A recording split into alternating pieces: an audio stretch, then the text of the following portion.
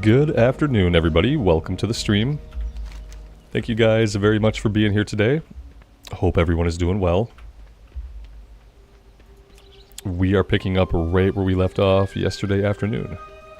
We're going to head out this way and finish up with this quest chain, I think. Let's go ahead and mount up.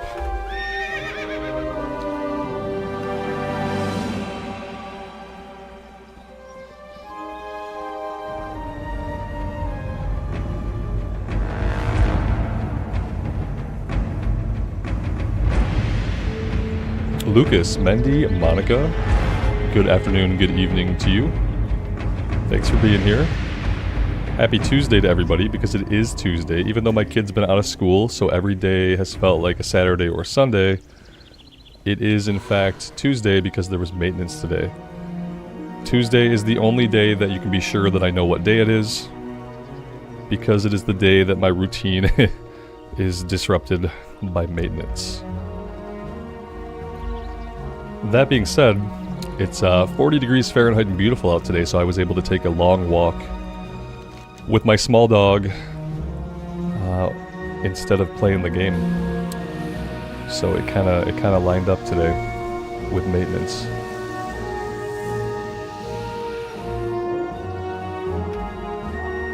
Cam Spidey, good afternoon, welcome. I think this spawns somebody we have to fight, perhaps. Yeah, here she is.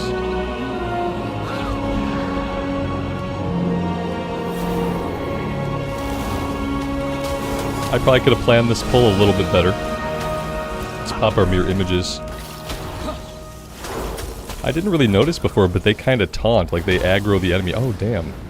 Well, that looked more impressive than it was. It looked scary, but it really didn't do any damage.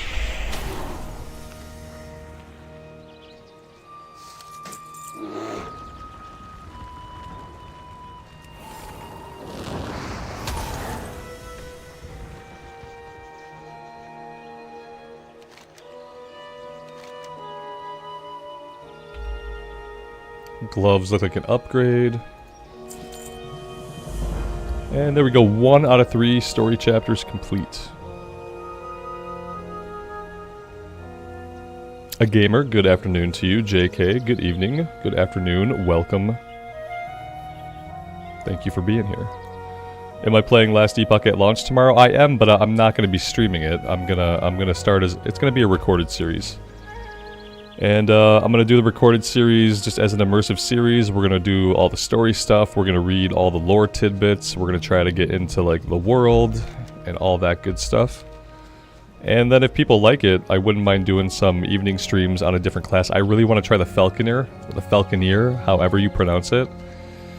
But my main is going to be a Paladin, because I know I'm going to enjoy that. But I would love to have a reason to do some evening streams and level up a Falconer. So, yeah, I've been looking forward to it. I played it back in 0.9, and I really, really liked it. I liked it enough that I had to stop playing it. I didn't want to ruin anything for myself. Like, I didn't want to see, like, big chunks of the story before it was full release. So, yeah, I'm very much looking forward to it.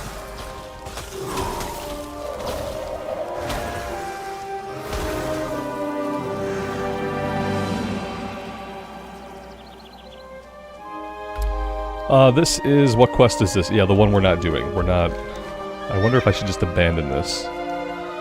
Let's just stop tracking it. Oh, that didn't stop tracking it on the map, though. I'm gonna drop this one. So I stop running over to it.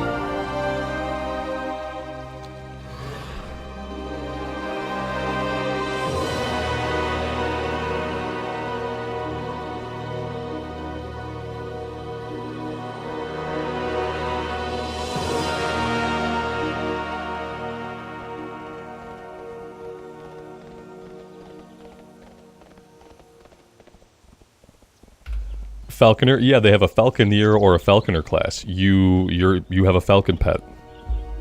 It seems it's very specific. Yeah, you're not just like a hunter with any pet. You are a Falconer with a Falcon pet.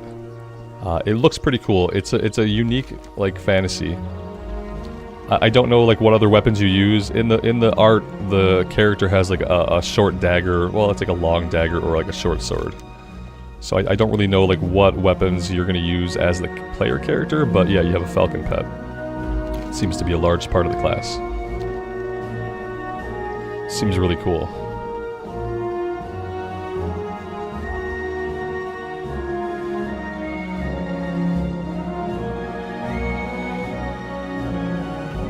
And since it was the last class announced, it's like the newest class added to the game. Like everyone's gonna play it, I think. Pretty sure like everyone's gonna play it on release.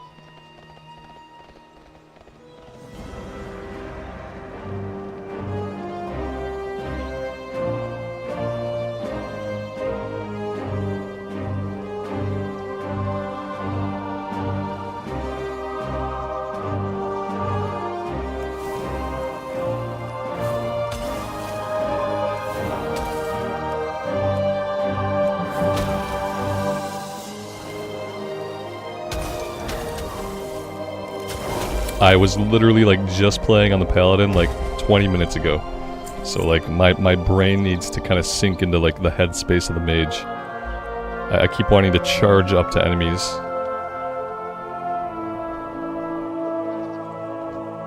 There's trolls back here. Huh.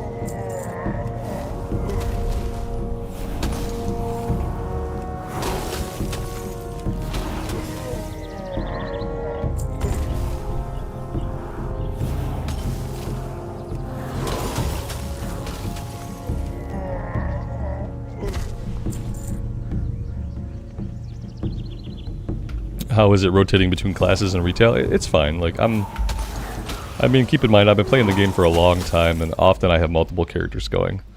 So I don't have a lot of problems anymore, like, switching. But, like, when I was just playing it, it's, like, a little bit different. But, yeah, it takes, like, a minute to get back into the character. If I was playing, like, 5 or 6 characters at a time, then I could see that I'd probably have problems. But as long as I limit it to, like, a few characters, it's pretty easy to swap back and forth.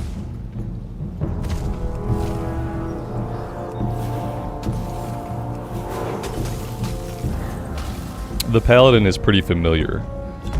The Mage is different. So the Mage is the one that my brain is kind of trying to learn.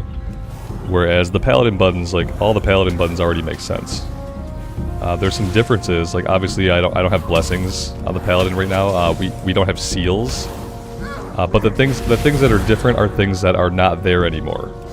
Whereas the things that are different about the Mage is all like new stuff, like all the procs and stuff going off all the time, flurry, having 2 charges of it. Like the Mage is the class I feel like I'm trying to learn, and the Paladin is a little bit more comfortable. We need to make ourselves some food. We are now making a different type of food. Okay, let's deal with him first, I guess.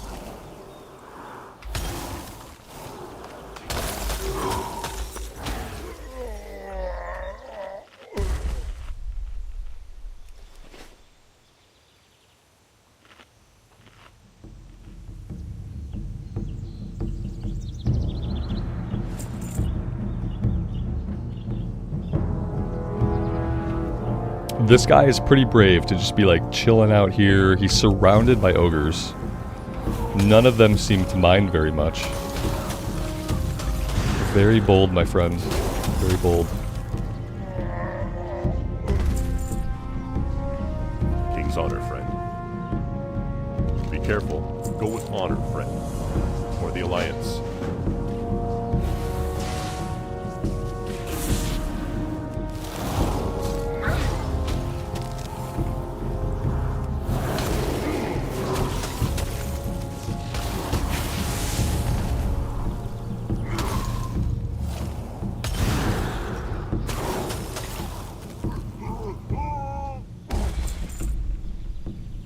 John, good morning to you. Welcome to the stream.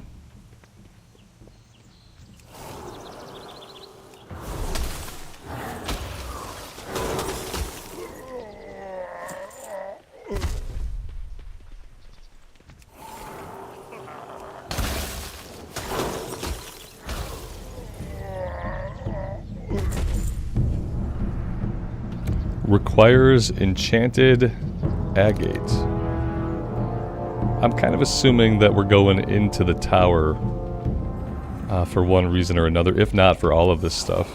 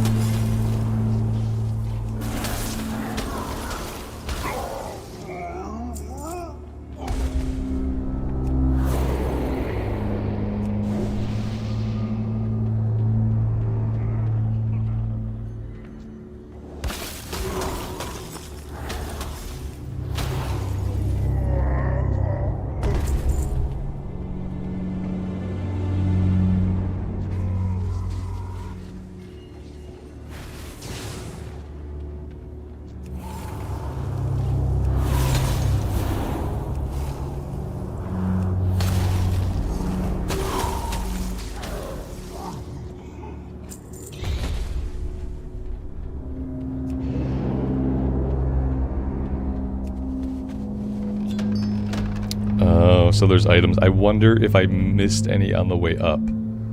I don't think so. But it's possible.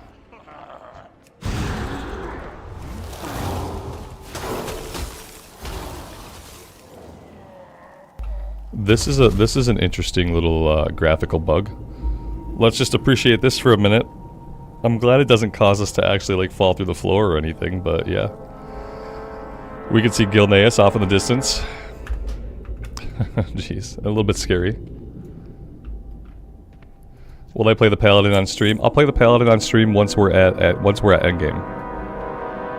Then we'll do some stuff on the Paladin. We'll do like some Emerald Dream world quest. We'll gear up a little bit. Maybe we'll do LFR. Maybe we'll do some 5-mans. Maybe we'll check out like the companion characters in the 5-mans. Yeah. Like, I'm not going to play it while leveling up. It's going to be a immersive series to level up with. But yes, at endgame, I think I will. I might even want to tank some stuff. Because I'm having a lot of fun as protection and spec.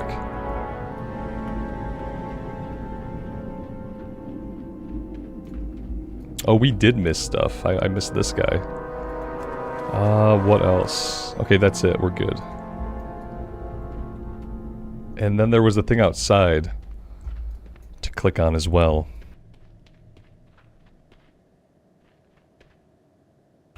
Which apparently we are not doing anything with that. I don't know what that's for. But it's nothing to concern ourselves with. Let's hearth back. We don't have anything else going on, nothing else to do. Let's hearth back.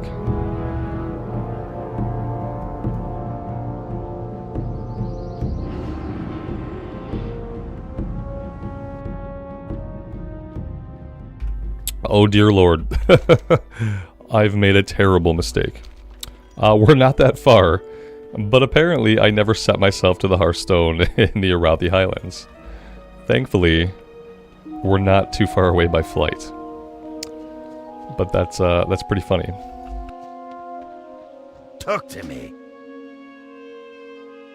Watch your back. I thought I was up to date with my Hearthstone, but no, I'm not. Hey, look, there's the Twilight Highlands.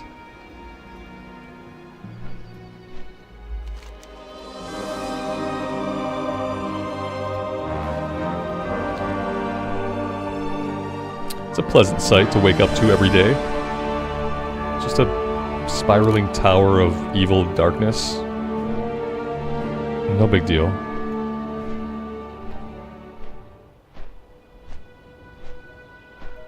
Look at that. Talk about view distance. We can see for quite some ways. We can see a second set of mountains delineating like the further zone. Like that, these mountains here that we're seeing in the distance must be the mountains at the edge of the Highlands, at the northern edge.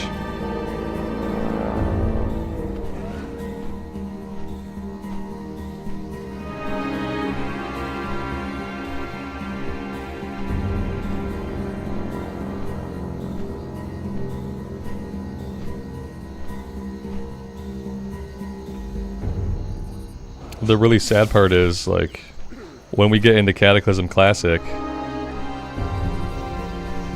the view distance, mine's not even up all the way. Why is it not up?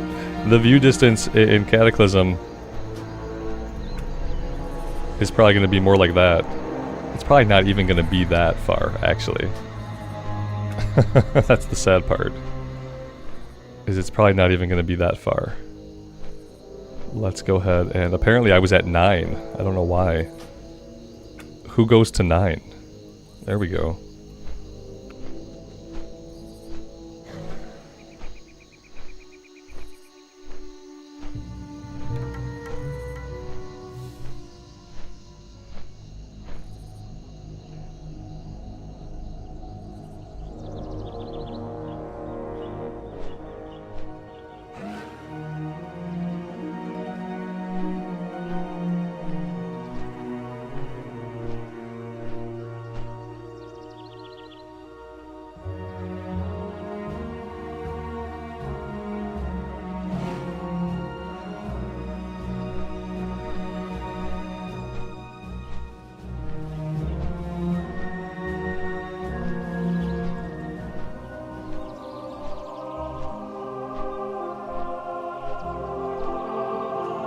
Alright, now we're back on track. Do we want to set the Hearthstone here now? I don't think so, because I think we're about to leave here soon. Watch your back. Safe travels. Speak to Murdoch. I don't know if I want to do that. Sounds like a joke quest. Sounds like a joke quest. What about Hillsbrad? Oh no. Is there no South Shore in Hillsbrad? Are we not? There's no. I don't have any quest in all of Hillsbrad Foothills on the Alliance. That's a little weird. A little weird. Okay. So I think maybe we can just head somewhere else. Like we can head into like the Eastern Plaguelands. We could basically go anywhere. At this point, we can fly, so we could take like a direct flight to basically anywhere we want.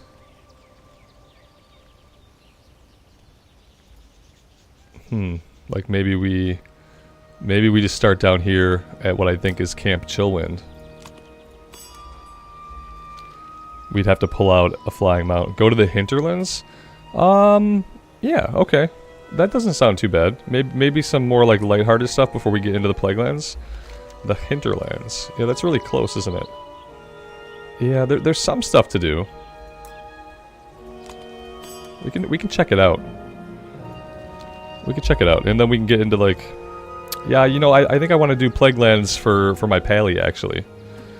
So maybe I save the Plaguelands for the Pally. Let's go to the Hinterlands. We need to pull out a flying mount for this one.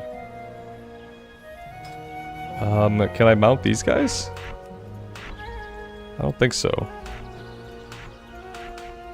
I can.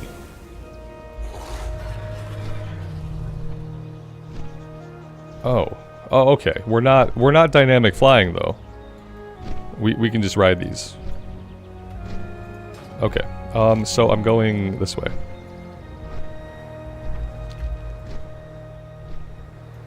We do have an unspent talent to look at. Your frostbolt deals an additional 10% damage to frozen targets. Let's keep going into Sub-Zero.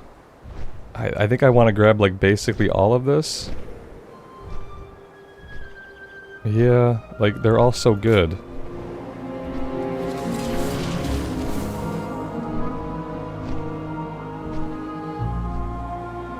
Wow, look at that.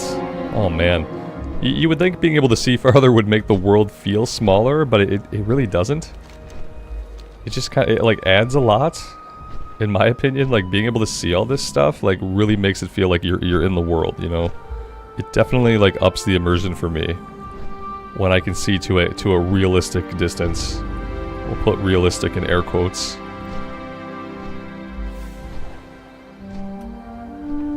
I wonder if they would consider, like, fixing the lighting like this in Cataclysm Classic. I wonder if they would consider doing that. Because going back, you know, looking at it with the old view distance is probably gonna suck. Yeah, isn't it incredible? Yeah, going back to seeing these zones like in actual Cataclysm with a worse view distance is gonna feel pretty bad, I think. So I wonder if they could fix that. Just like do us a favor. I need to get that off my map. I think I have to re-click on this. There we go. Alright, what kinds of stuff are we doing here? I did this at some point recently, maybe on the Void Elf Warlock. Be good.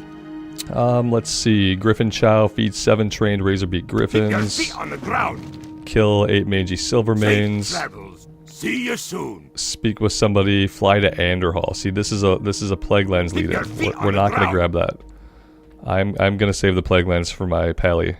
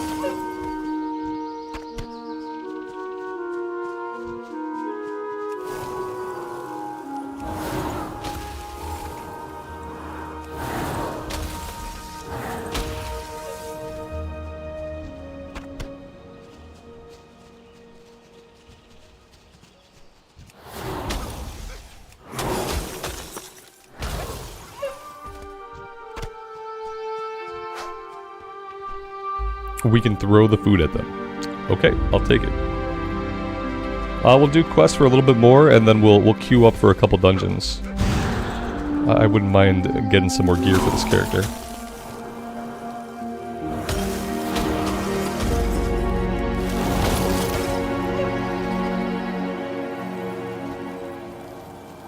Is it an epic mount? I'm not sure. I think so. I think at 40 you get epic flying. I'm not entirely sure. We might have been at epic flying speed.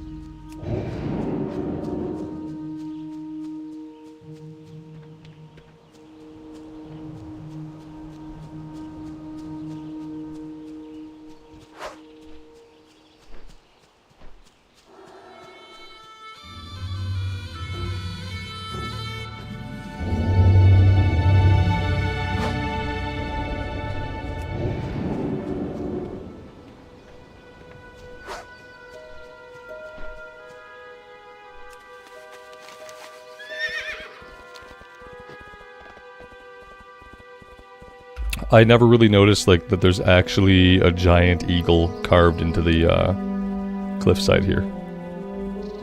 Or falcon. It's either an eagle or a falcon. I'm not sure. There's a giant bird of prey carved into the cliffside.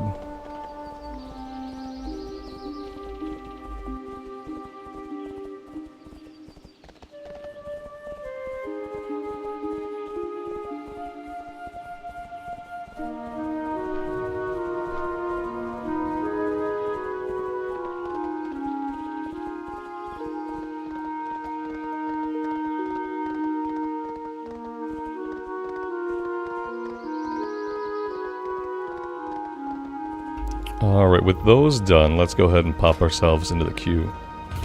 We're getting time warped badges. I've never spent any time warped badges in my whole life.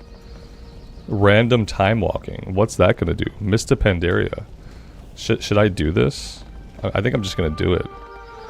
Random time walking. 50,000 experience. And then time warped badges that I really can't tell you what those are for. Obviously some kind of maybe like cosmetic gear What can I do for would you? be my guess. Safe travels. Be good. See you That soon. was a headpiece upgraded to a blue. Keep your feet on the ground. And I'm pretty okay. There we go. Let's See cancel you that soon. one. Yeah, that's an upgrade. Hey, we get our hair back. We have a mask now. There we go. Okay, that's good. We got a breadcrumb all the way out here to the east. We can spend them on cosmetics and mounts. Interesting, interesting. One could wish that they would just put all the cosmetics for sale, like, on the trading post. And then we could just get trading post tendies for everything. That would be easier. Because then there wouldn't be multiple vendors. We meet again. Okay. Be well. Mista Pandaria dungeons. Brothers, dispose of these If I find a transmog, I will transmog it off. I'd love to get rid of the helmet. It really sucks that, you know, in retail my only real complaint is that we can't just turn the helmet off. Because I would like to just turn off the helmet. Most of the time. I like to wear the helmet for a little bit and then I like to get rid of it. And then I like to just see my character. The mist dungeons are very talky and confusing. Yeah, there's a lot of dialogue going on, isn't there? Let me make room for Yeah, a lot of roleplay. Let me show you my power. Come to me, serpent. Together, we will destroy these intruders.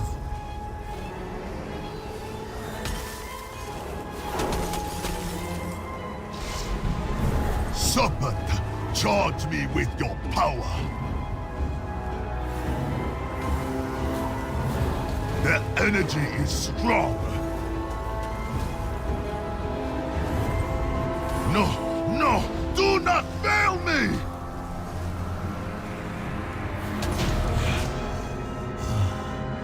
Even together, we fail. Damn, we did awful. How awful can we do? Pretty awful, I guess. We did poorly. I don't know if it's gonna get any better than that.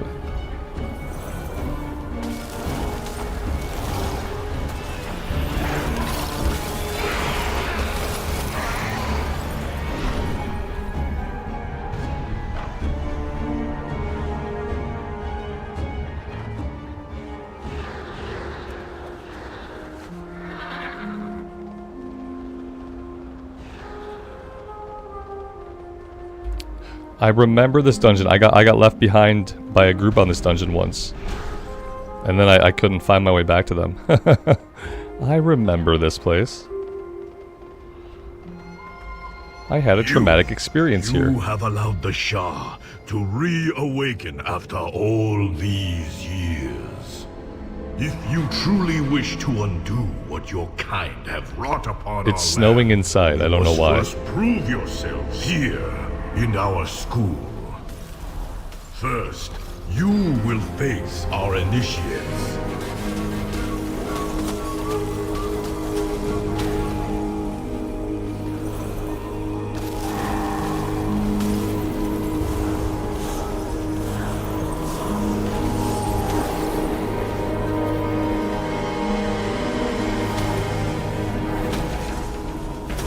one falls, another will rise to take. Where one falls, another will rise to take their place.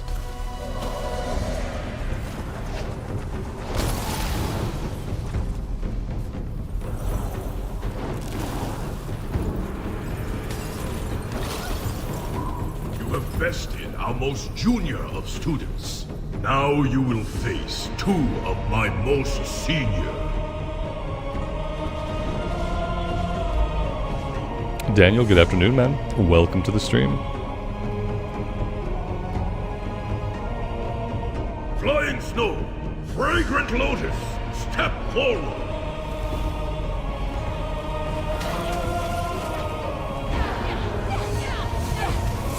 Brandon, everyone is except for me. Yeah, like basically everybody is. They are, except for me. I'm the exception. You have bested my prize students. Perhaps you can be of use to us after all. As my master The music is good. once said, I kind of wish you that I cannot didn't have to listen to the truly know voice acting. someone I until could turn my you voice acting volume off. come forward so that we may be properly introduced.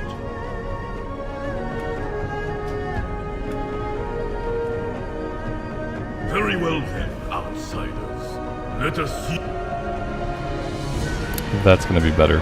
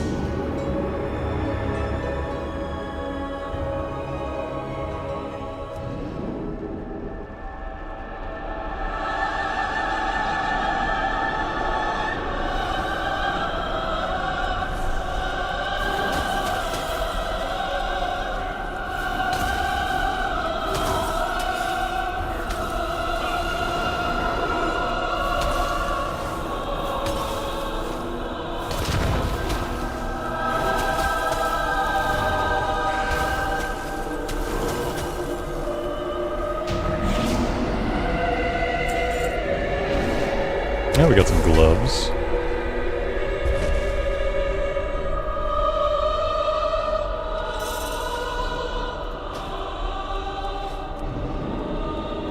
I have to remember not to look at loot till the run's over. No time to look at loot.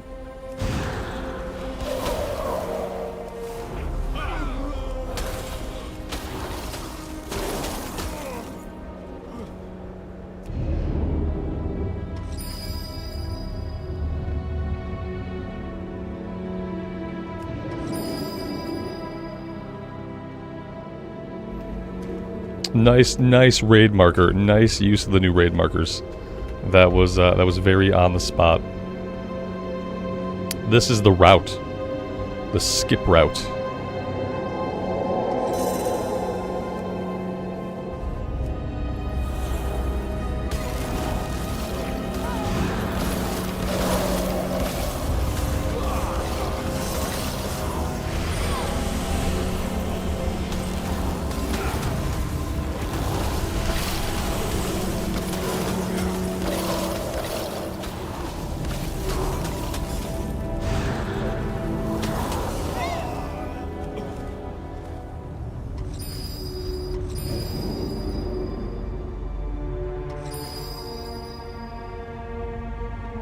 I appreciate the use of the raid markers. I think that's actually really cool. So yeah, that's another job tanks have to do now. Now tanks not only have to tank and lead the group and know all the routes, they have to mark the routes for idiots like me that don't know the routes. So yeah, sorry tanks.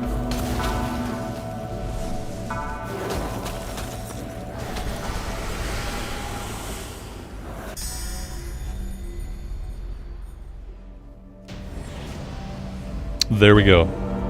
We also got some tendies for that.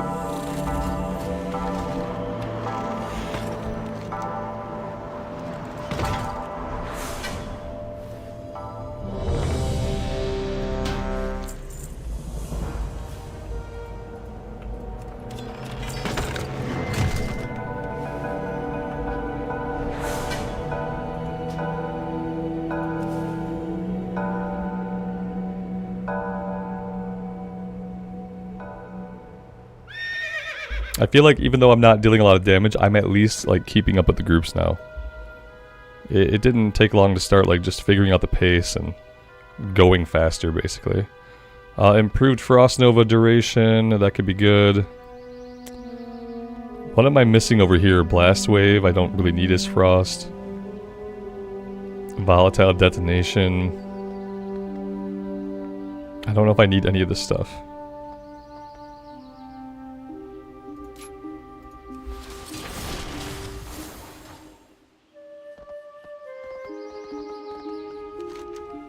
Alright, we're going all the way out to the east, so I think I will fly there in this case.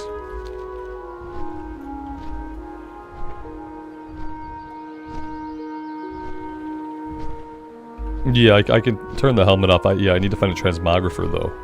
Right, it's not as simple as like just what it used to be, which is like it used to be in the options. I really wish they would put the helm and cloak hide options back into the game. Especially because, for the most part, like a lot of the helmets kind of look dumb or hideous.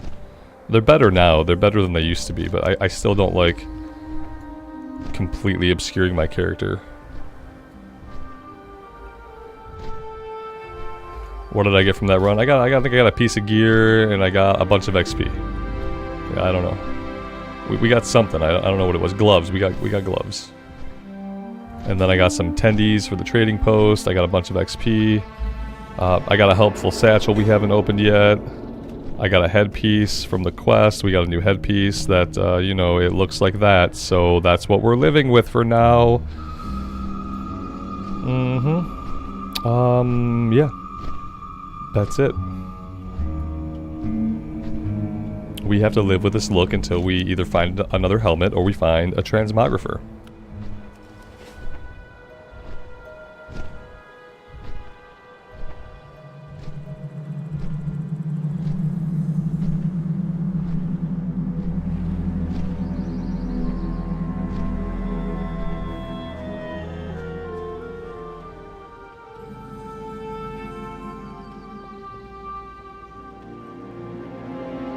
Oh yes, the new helmet made it very much worse. The new helmet is questionable. It's very questionable.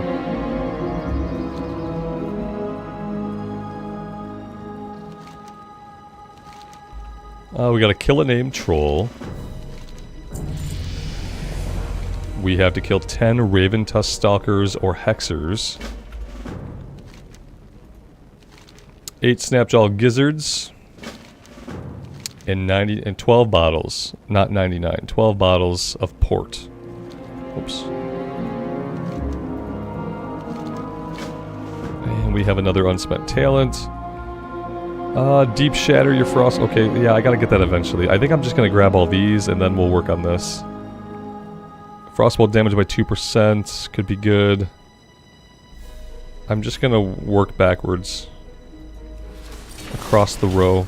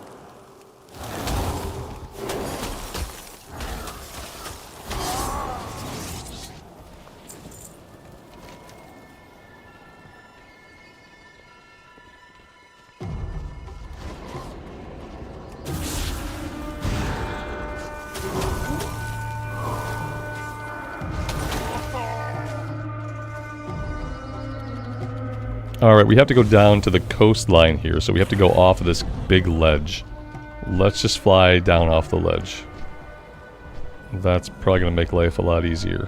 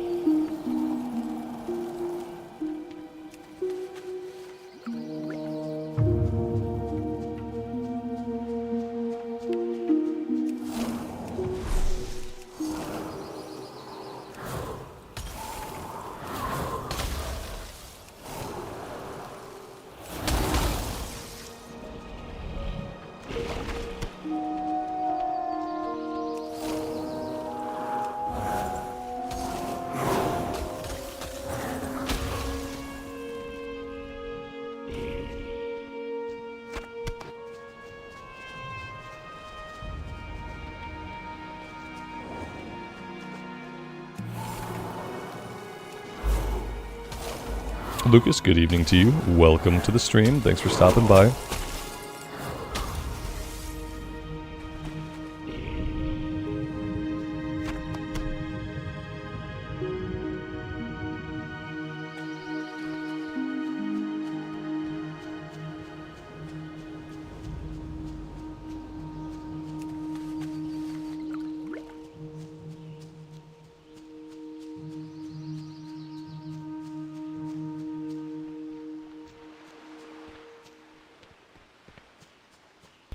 Now, if I go too much further, there's a horde town down here. I don't want to aggro any of the guards. Did I stop playing SOD? I mean, I didn't, like, stop playing SOD as in... No, I haven't made a grand sweeping declaration that I'm not playing SOD anymore. For the past 2 days, I haven't played SOD. I'm sure that one day I'll play SOD again. That's really all I can say. Yeah, I don't know. Typically, I'm trying to play the version of the game that, like, when I wake up and think about my day, that I think I'm going to enjoy playing the most. So yeah, there's really nothing in SOD that I want to do right now. I was not having a good time with the rune acquisition, so I decided to play a different version of the game for a bit. That's what we're doing. SOD's gonna be around for like 2 years, so like, you know, I'll have plenty of time to play SOD. I definitely don't feel like I'm missing out on anything.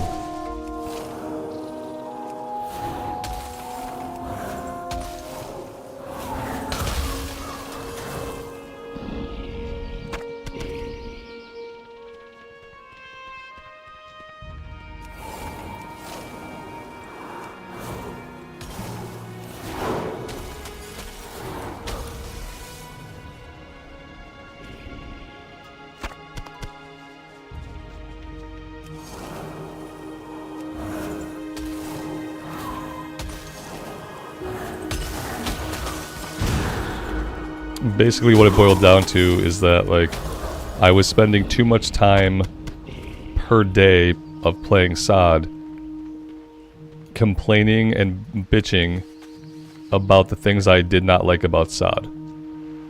It was becoming a... just like, the time I spent complaining versus the time I spent enjoying myself was becoming skewed for the negative. And I wasn't having fun. And I don't think it was like a lot of fun to watch. So yeah, that's why we're here. Because when I play retail, like, there's really nothing that I hate. There's nothing like mandatory that I'm being made to do or feel like I have to do that I hate doing. So it's just been a more relaxing, enjoyable time.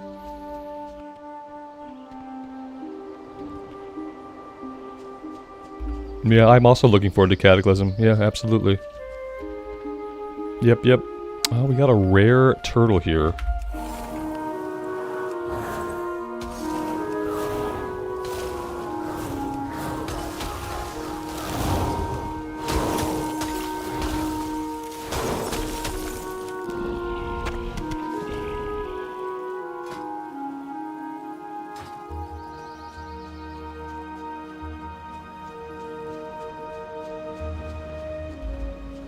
Patrick, good afternoon. Welcome to the stream. Thanks for being here.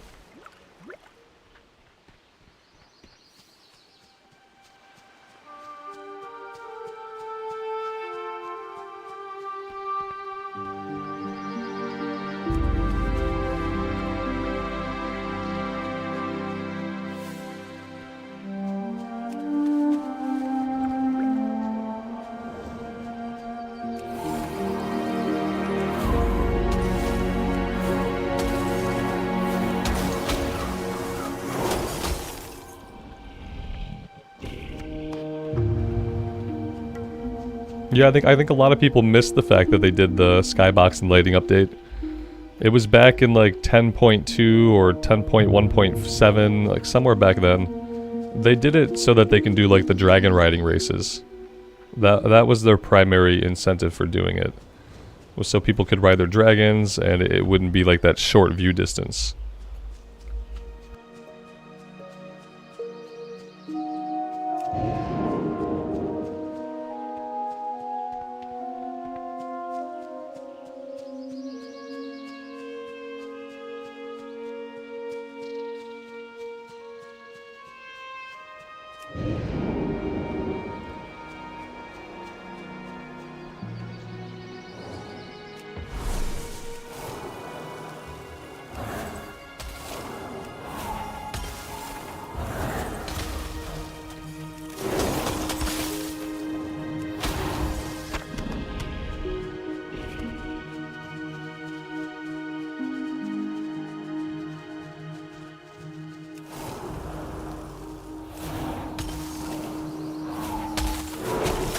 Warning about the Gilneas stuff. It was cool, but it's pretty short.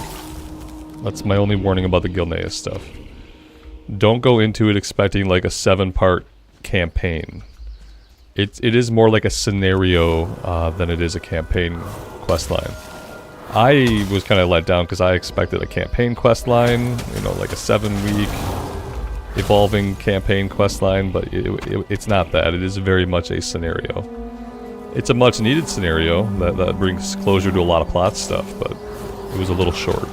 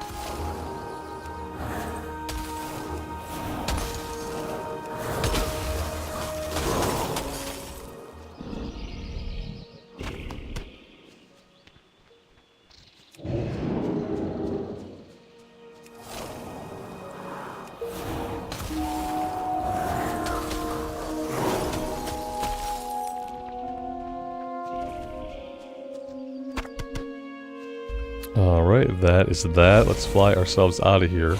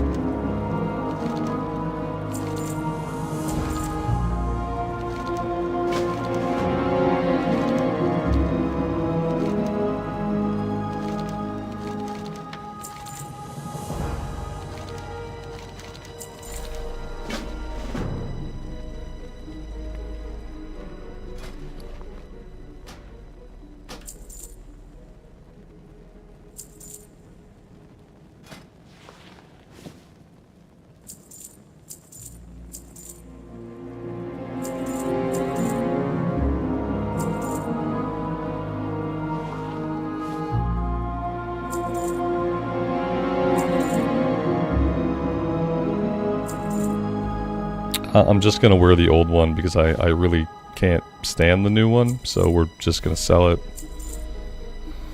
It's not efficient, but I have to do it for my sanity.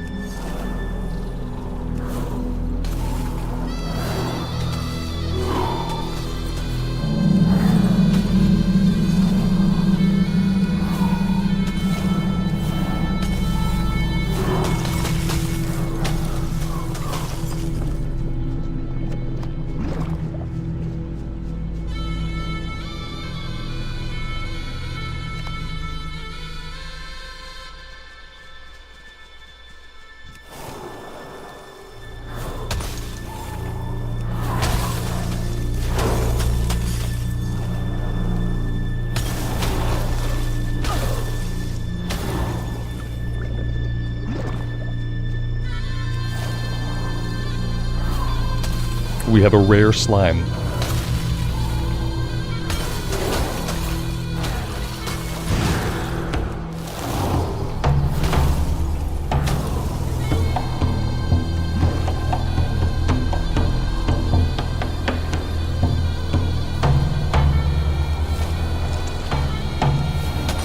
Was this area unaffected by the Cataclysm? I mean, I think, like, geographically, maybe, but all the quests and stuff are different. Like, all the questing changed. Obviously, by changed, I mean, like, they just moved some stuff around. But I think that, like, fundamentally, the zone itself is in the same shape, yeah. There were no big cataclysmic events. This is one of the zones that is still kind of like evergreen content. You know, the content is good outside of the Cataclysm moment, outside of the Cataclysm, like... Now, I'm not reading the quest, so, like, within some of the quest text might be references to the Cataclysm. But the quest objectives themselves are, like, outside of it. It's one of the few areas that they redid that is still, like, an evergreen zone, in my opinion. Around the Highlands also, like, geographically was not very affected by the Cataclysm. It didn't seem like. A lot of these quests are, like, similar quests to what we did in Classic, but they just moved them around. Like, we fought slimes in Classic, we did all that stuff. So, like, same thing with the bottles of port, we collected those in Classic. So some of it's just, like, moved around a little bit. That's a lot of what they did with the quest. They made some of them Cataclysm specific. Like, oh, the Cataclysm did this, or Twilight Cultist specific. But then the rest of the quest they kind of kept exactly the same, except in some cases they moved the quest giver, or they moved the objective. But, like, most of the Cataclysm quests are the vanilla quests, just, like, reconfigured a little bit. It was not, by any means, like, a complete revamp.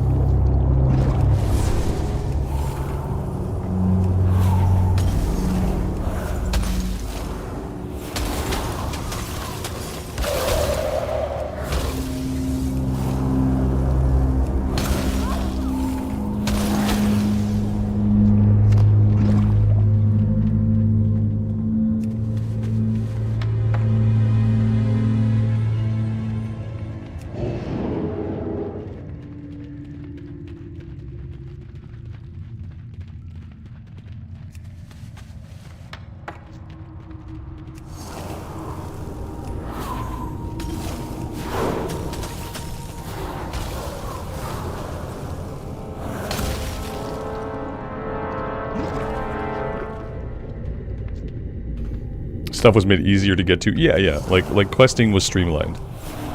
But keep in mind, at the time of Cataclysm, like, you wanted the questing to be streamlined a bit because you had to level through the old world, you had to go to Outlands still, you had to do Northrend still, and only then could you come back and do the 80 to 85 stuff. So, like, at the time, the fact that the questing got streamlined, like, players, I remember appreciating it at the time. I was like, oh good, like, more flight points, the quests are closer to the quest givers. Like, at the time, it was much appreciated. Because you had a lot of content that you were going to have to level through to get a character maxed out. You know, even though things like heirlooms made that journey easier, it was still a big journey, like, and you still had a lot of content to get through. So it being a little bit more streamlined was good.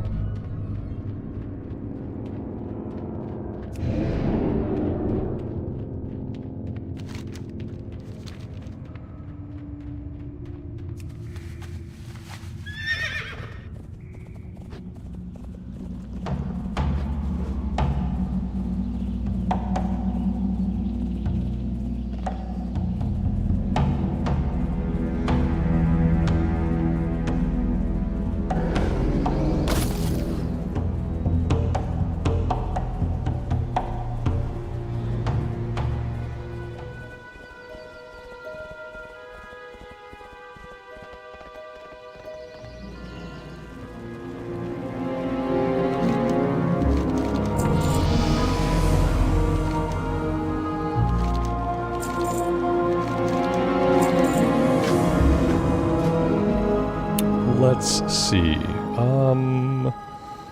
I guess we can go here. I don't really want another ability though. Let's go here. And reduce the... Oh no, while inside of Ice Block you heal. Okay, that's actually really good. Yeah, I like that. Maybe if I heal inside of Ice Block, then maybe Ice Block becomes useful. In like solo player content.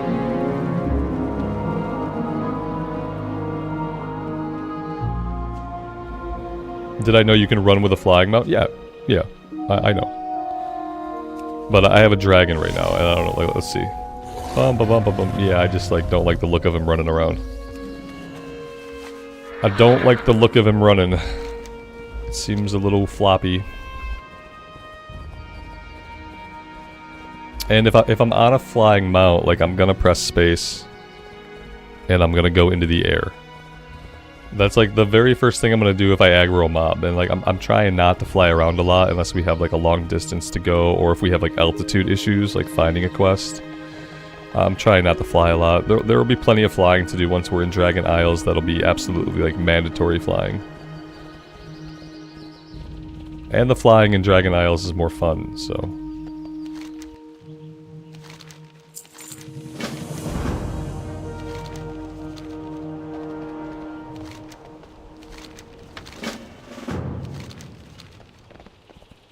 Like here, I'm probably gonna fly myself up to this pyramid. Yeah, like, this is a case where, like, I'm gonna fly up here.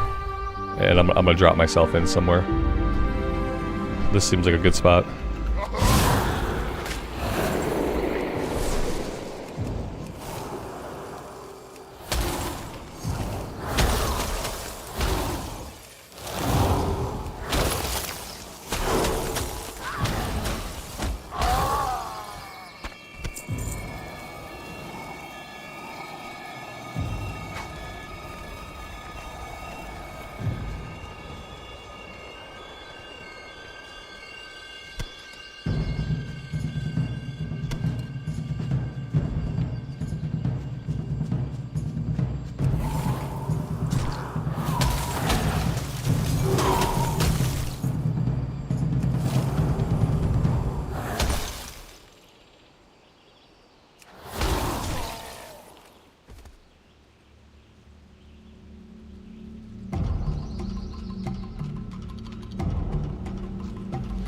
My wife has brought me some food, so I'm probably going to turn my camera off here and try to keep working on these quests as I shove food into my face. Because I'm pretty hungry. But I do want to keep playing.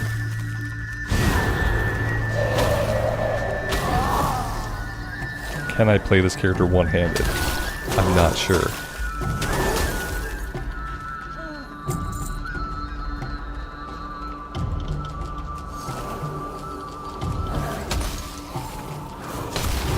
I'm not sure, but I'm gonna find out. Kill this guy, and I'm gonna eat.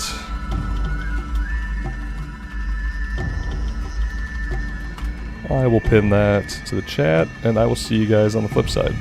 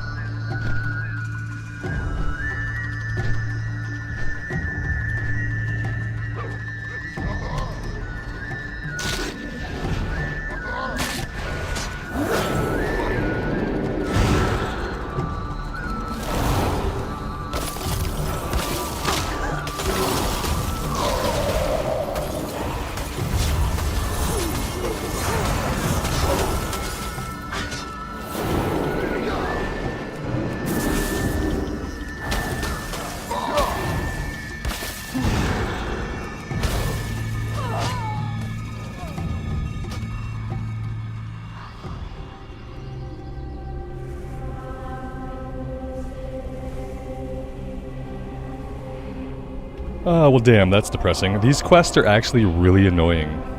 And I'm wondering if I'm even going to do these. Like, we're after these little spiders, and there's like no spiders spawning in at all. So I'm actually wondering if I'm even going to bother with these quests, or if we would be better off just going somewhere else. Like, for quests that seem simple, I'm just not finding enough of the objectives. And I've like resorted to flying over the ground to find them, and that's not very fun. So maybe we leave here, and we go somewhere else. That being said, I guess I have to go get my body back. I should probably let's just do this. This is going to be a lot better for me. And then I just go repair, and we can think about where else we want to go. Because I don't want to do this pyramid. I have like bad PTSD from doing this pyramid like way back in the day. And it's not any more enjoyable for some reason like now, so let's just not do it. That would suit me just fine, actually. That being said, there doesn't look like there's much else left to do here. Other places we could go. Nowhere this way.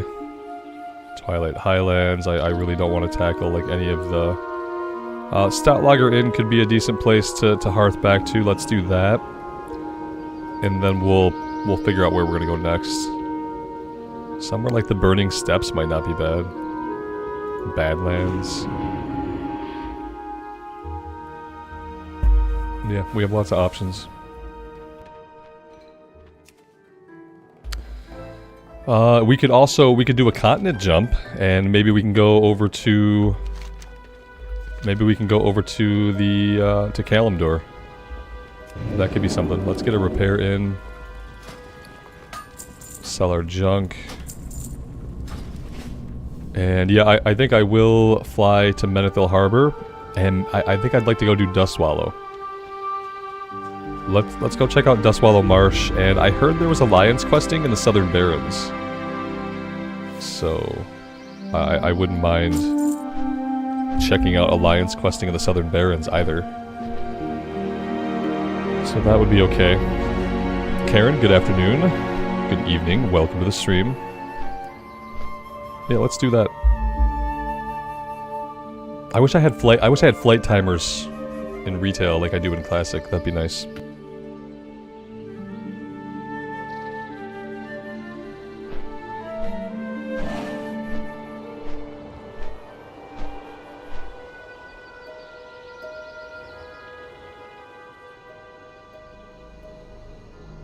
I'm also just kind of assuming there's still a boat going to Dustwallow. Yes, okay, there is. And then the other one goes to Dagger Cap Bay. Okay. Weird. So, there's no boat from Menethil to Aberdeen anymore? So now you have to get to Aberdeen from Stormwind Harbor? That's really strange.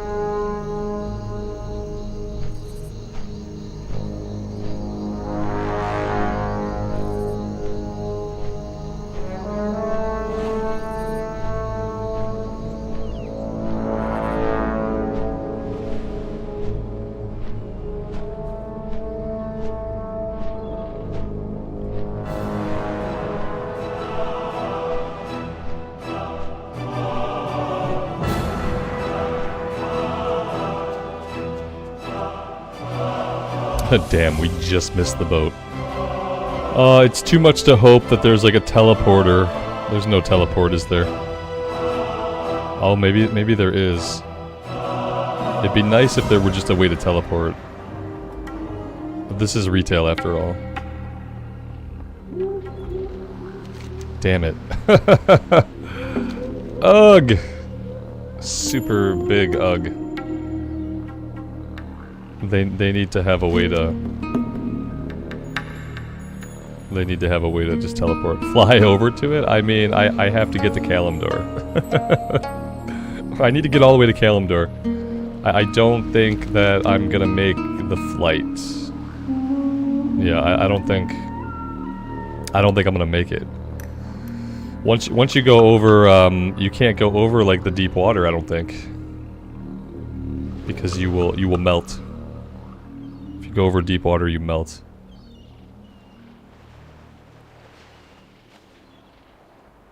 No, I don't want to fly.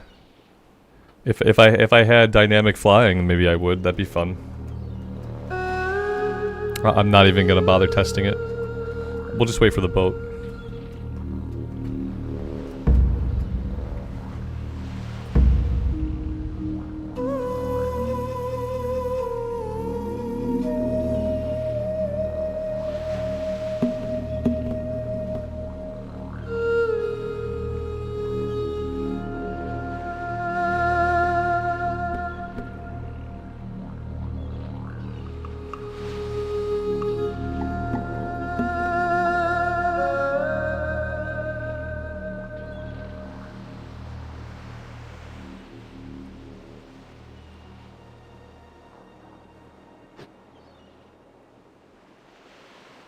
Oh, you meant fly over to the boat.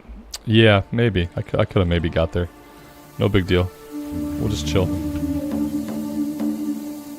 This would have been the perfect time to eat my lunch.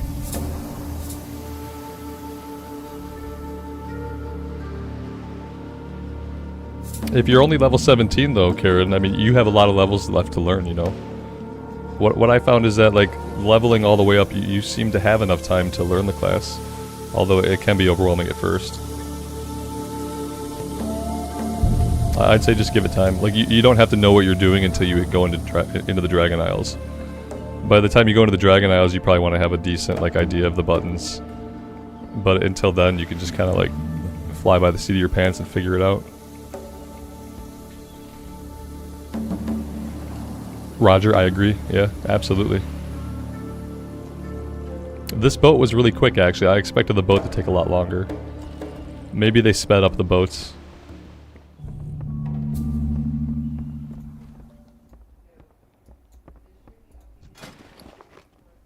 They got some vendors here, that's nice. I have to open all these slime-covered bags, otherwise I'll never do it.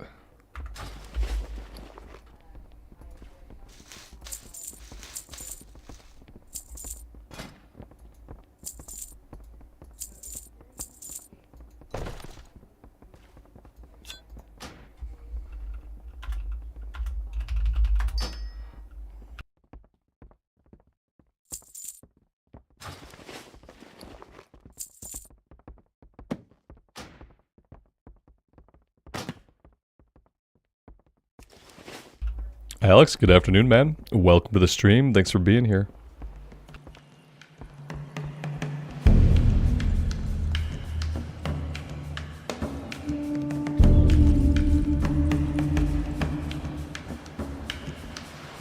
Stan, good afternoon. Welcome.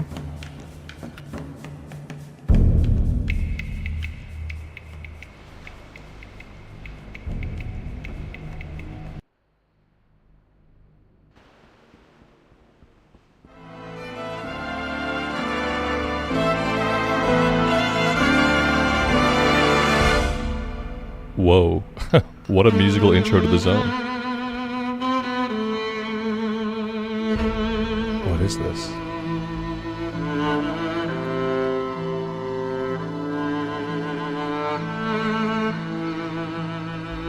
I like it.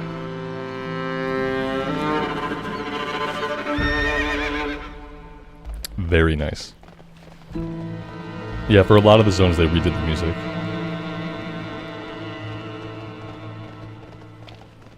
Oh, is that all we're gonna get though? Oh man. Oh no, wait. Yeah, I kind of wanted that music to persist. We'll see. This is okay. I love coming across music tracks I haven't heard before or don't remember.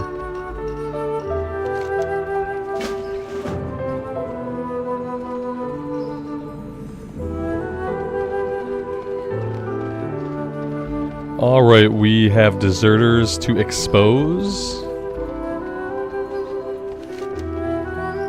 Apparently we can't just talk to anybody. What else?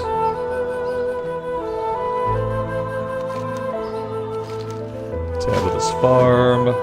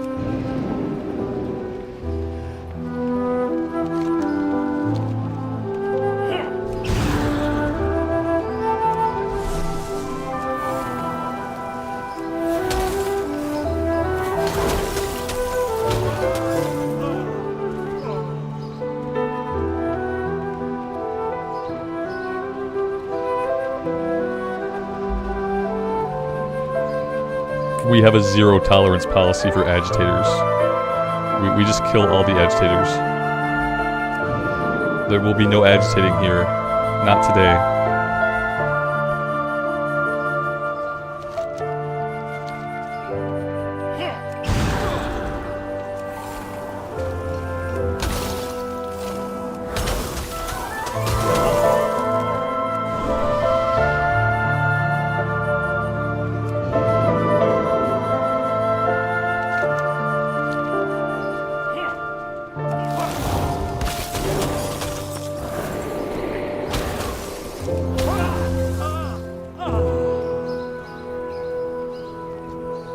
Yeah, it's not as bad as killing the homeless people in Westfall.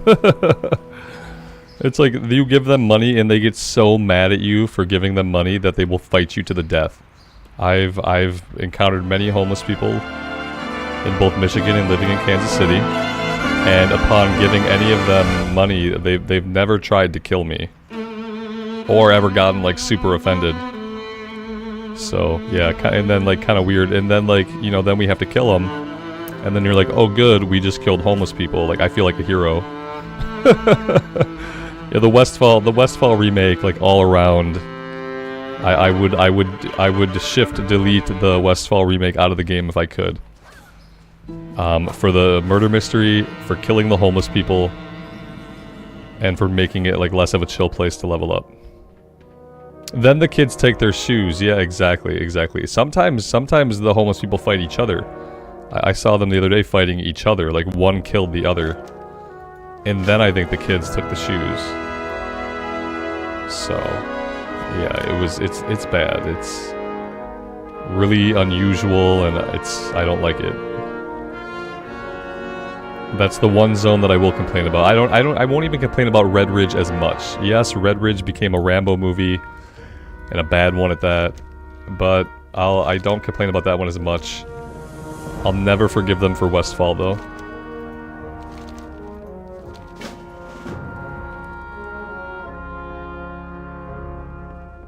Like, all they have to do is get rid of the murder mystery and get rid of the homeless people. Not get rid of them, but get rid of the part where we kill them. If they do that, then the zone is saved for the most part. The rest of the questing there is fine. We need to find one more agitator. Here we go, one of these guys.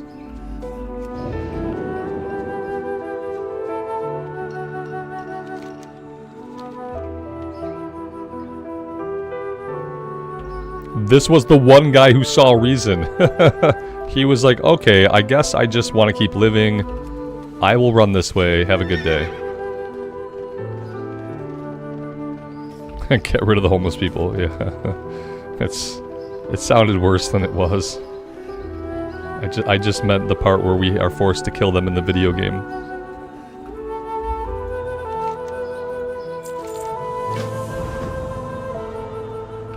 Yeah, the storyline reveal wasn't bad. Like Vanessa Van Cleef, like that stuff was pretty decent. It's the tongue-in-cheek murder mystery that ruined it. And then, yeah, everything around that. All the characters involved in it, all the story beats around that were they were bad, you know, they weren't good or fun or engaging. They were just like, it's just a spoof, you know, like spoofs are never good. The nature of a spoof is that it's bad. What are we doing here? So we'll just kill everybody on the boat and figure that out.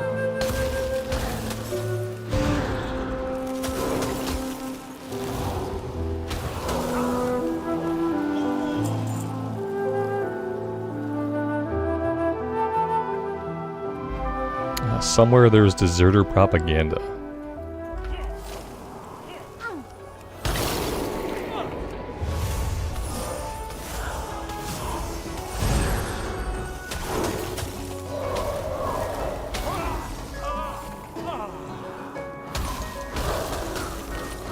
Fighting on a boat as a mage has its challenges.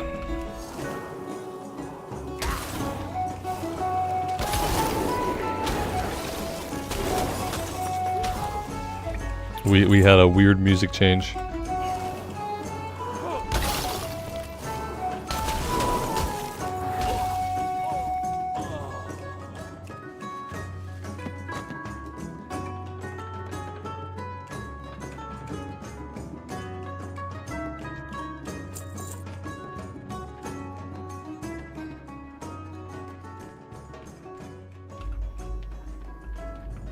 Yep, Robert, we're checking out Frost Spec. We started Frost Spec yesterday, and we are continuing today. And then at some point in the future, we might try Fire Spec. I'd like to try all the specs and just kind of get a feel for them.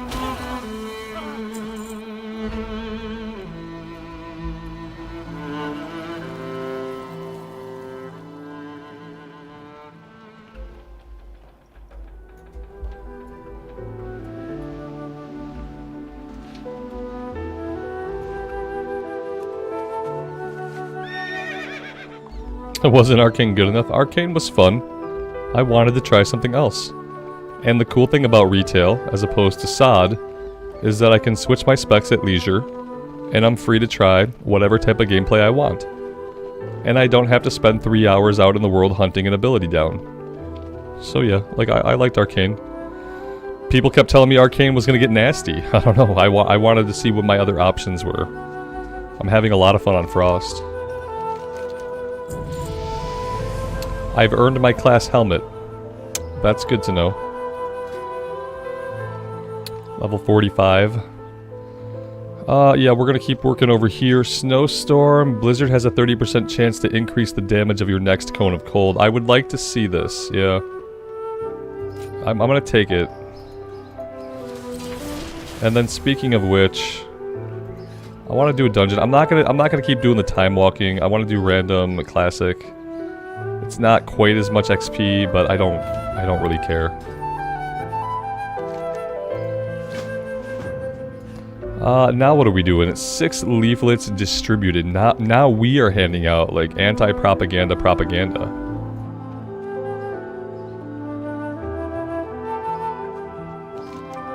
I just don't know who we're handing it out to. Not the deserters, apparently.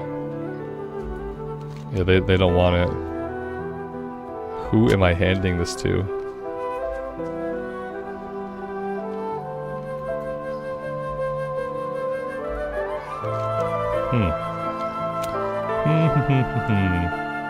Well, I mean, yeah, most people are guards. Just like these guards. Let's see, let's click on a guard. Yes, thank you. You look like an intelligent person. Why don't you read one of these leaflets and give it some thought? I am an intelligent person. I will read the leaflet. You're right.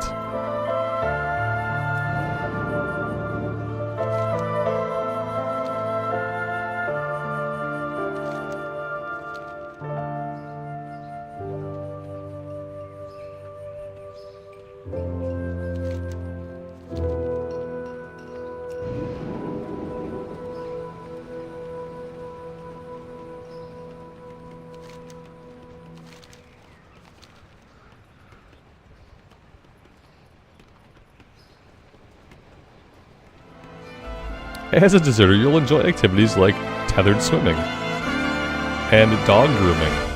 Oh. Swimming and dog grooming. That's weird.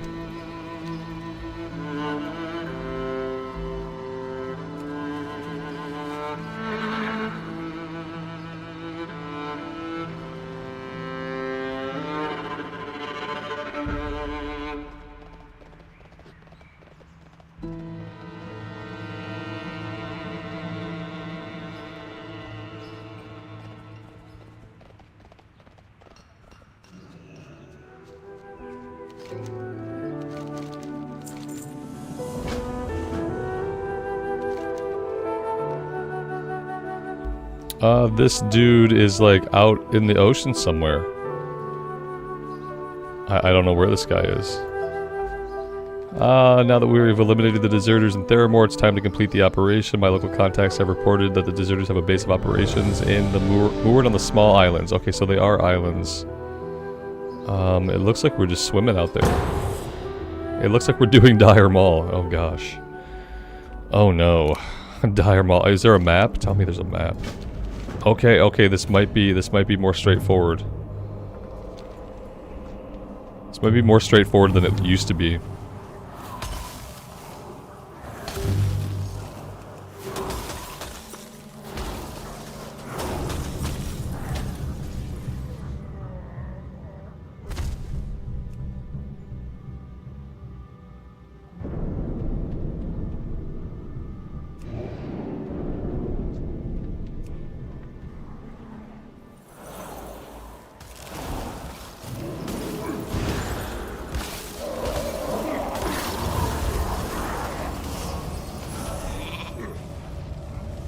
I got polymorphed, I deserve it.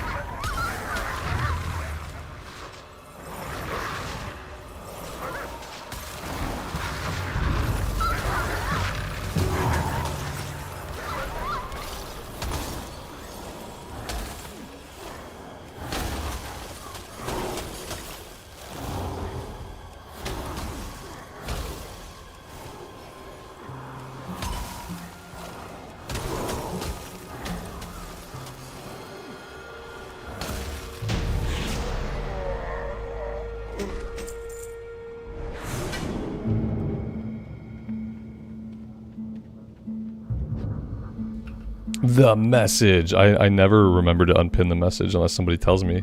Because the message is pinned in such a bad spot that like even I don't see it.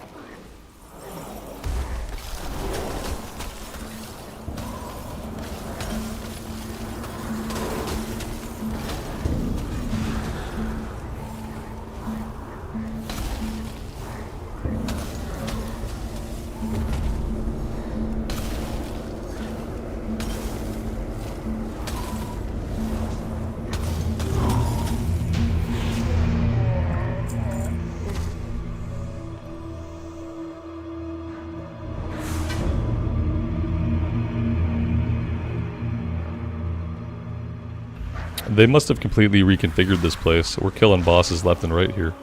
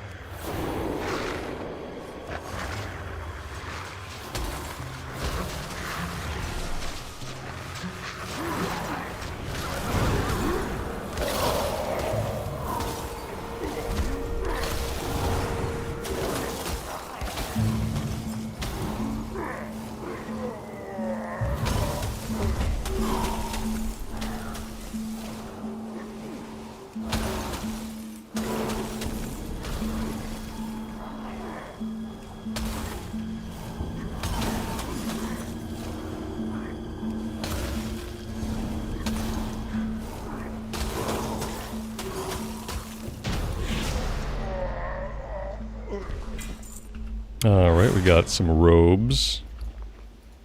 So throw those on really fast. They look normal, that's good.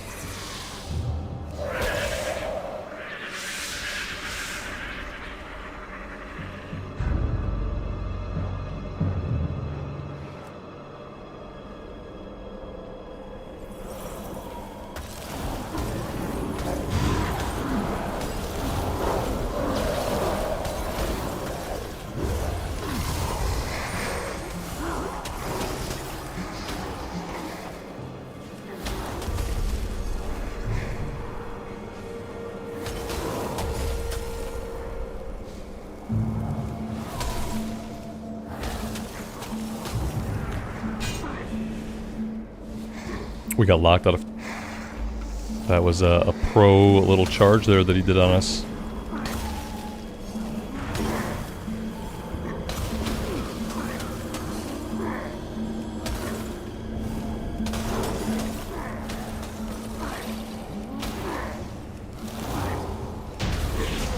What happens sometimes though, like in some fights, you get no procs, like nothing procs, and when that happens, you don't deal a lot of damage.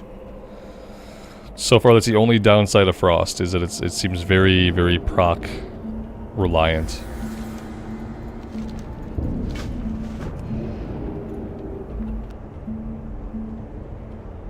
No, you're not going to have mana issues on this class in retail. Mana's not the resource. It's more like my procs are the resource, global cooldown is a resource. But for ice spec and retail, like mana's just not really a resource. A lot of classes are like that now, where they're either managing like a different resource, like some kind of power, or they're managing global cooldowns. I think Arcane might be the exception. Like Arcane might actually use mana, but that's very common. Yeah, especially right now, like...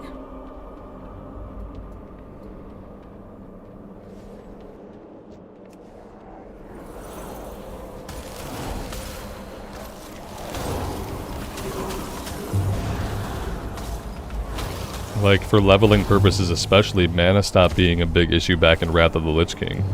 I'm always, like, astonished when people are surprised that I'm playing this character right now and not using mana. Because by Wrath, like, most classes were not mana-based. Like, mana was not a big issue. Not while leveling up.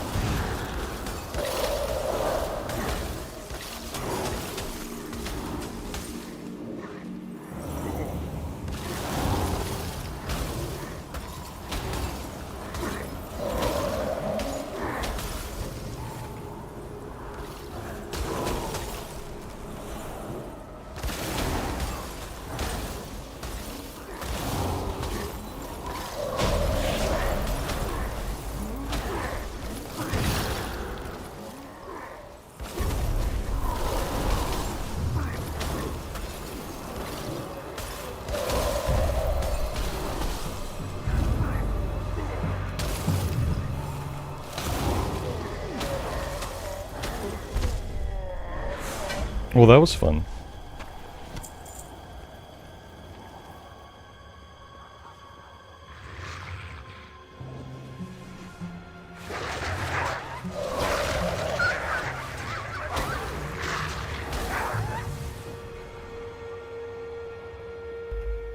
Yeah, Shadow, I am enjoying the Frost Mage. It's been fun. We'll play the Frost Mage for a little bit, and then eventually we'll try Fire, and we'll see how we feel about that.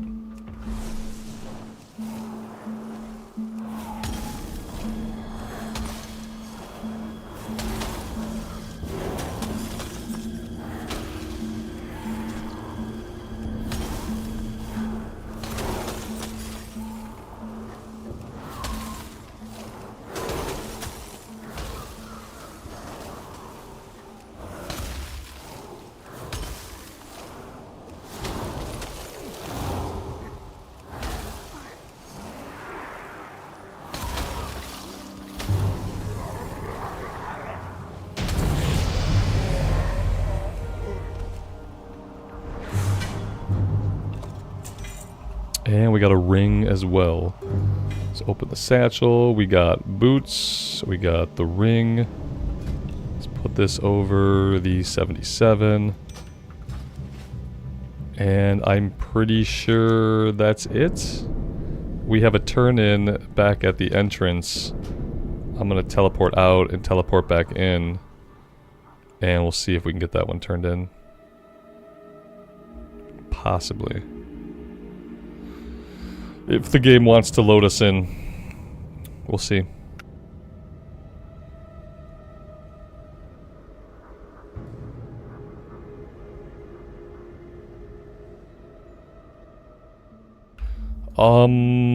Shit.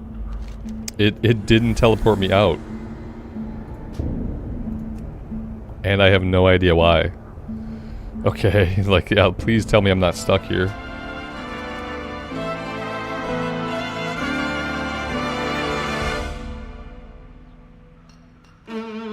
It's having some problems. It's having some real problems. We might not be getting this one turned in. I'm not sure what's going on. I really don't want to get my character stuck in limbo though. And it feels like limbo. Yeah, limbo was close. I'm not down for that. They seem to be having the same problem. I really don't want to get stuck in limbo.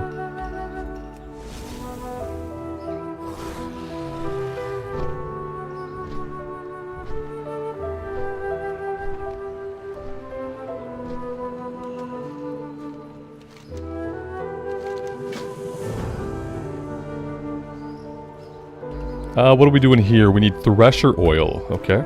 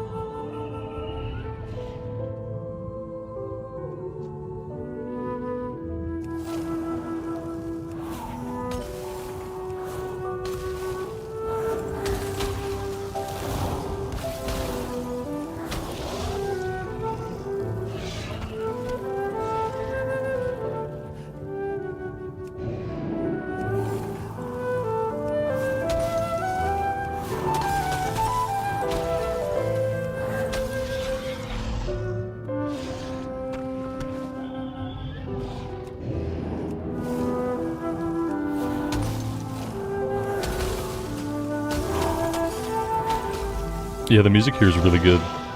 Absolutely. I have no memory of this music. But it's pretty excellent.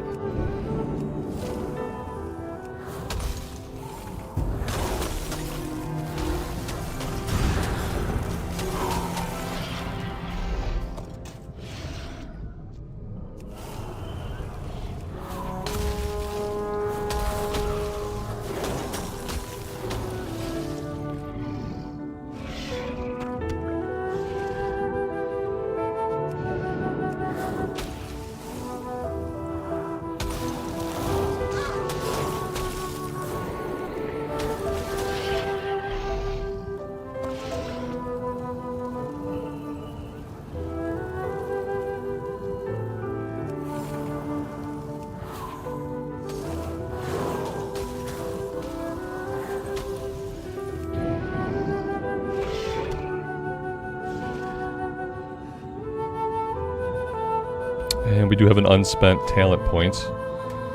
I don't know what I want to do with this. Let's just go into cryo freeze for the second point.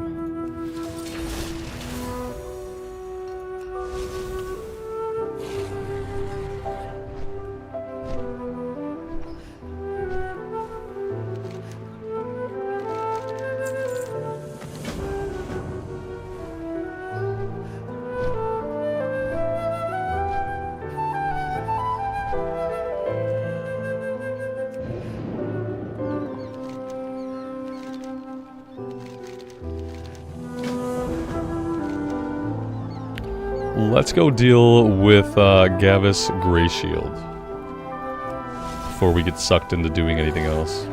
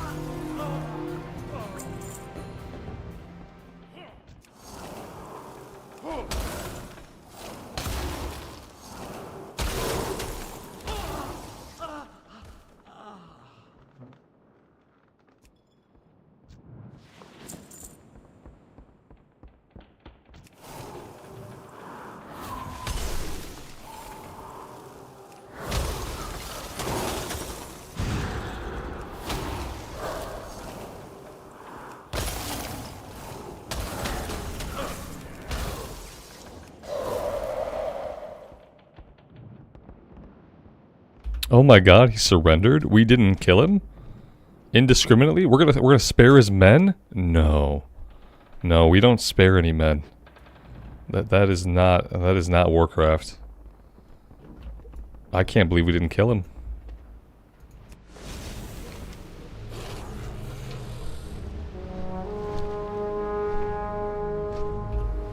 Mellow Fellow, good afternoon to you. Welcome to the stream. Any plans after the Mage hits cap to stream the retail Paladin? Yeah, I think so. I think once the Paladin's at cap, I'll probably play him. But then same thing with this character. I'll probably gear them up a little bit.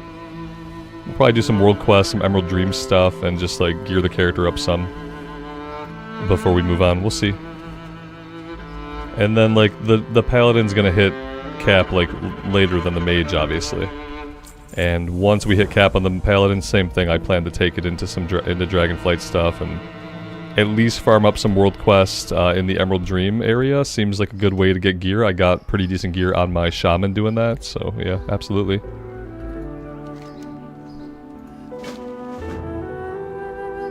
John, good afternoon. I'm doing well. Thanks for asking.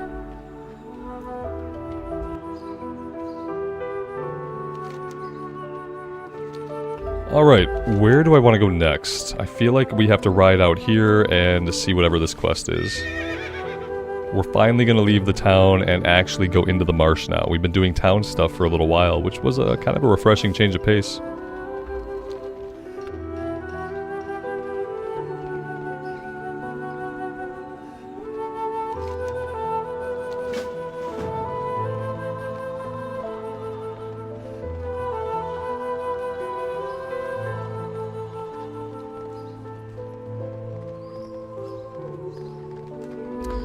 Oh man, like the lighting in the skybox here looks so different.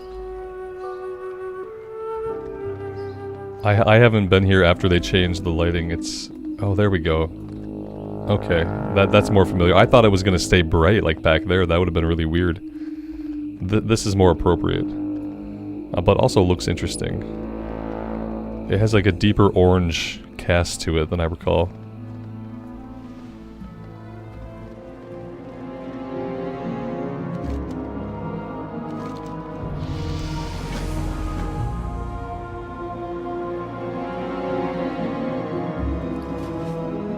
Alright, back over in the Mage tree. Now I really don't know what I want to do. We have to spend another point somewhere.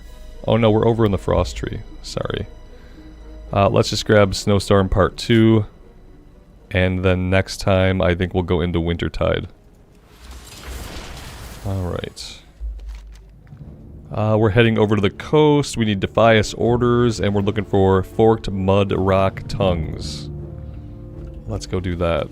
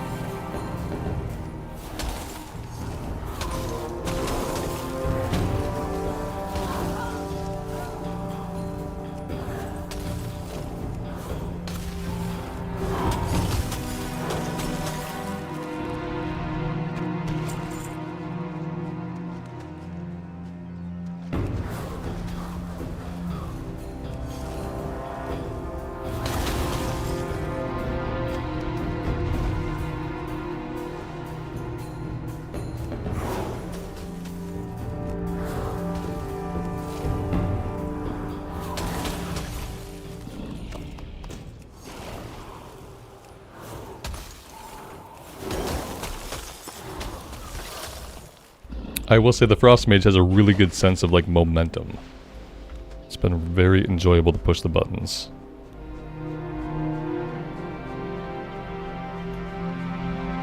Lael, good afternoon, man. Welcome to the stream. Thanks for stopping by.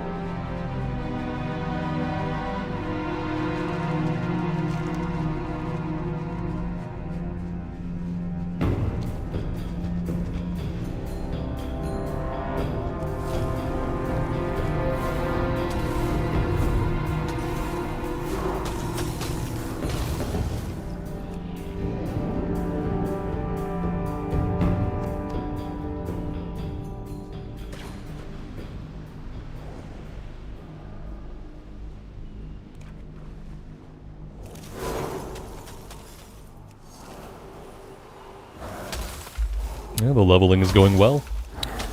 It's been a fun time. It's been a smooth time. It's been relaxing. Even the dungeons we've done have been pretty chill. Yeah, I'm having a good time. Let's see. We have... I don't know what this is. Oh, this is Northwatch Hold. We're gonna do this Baron stuff eventually. We'll do Dustwallow first, but I am pretty interested in doing some stuff in the Barrens.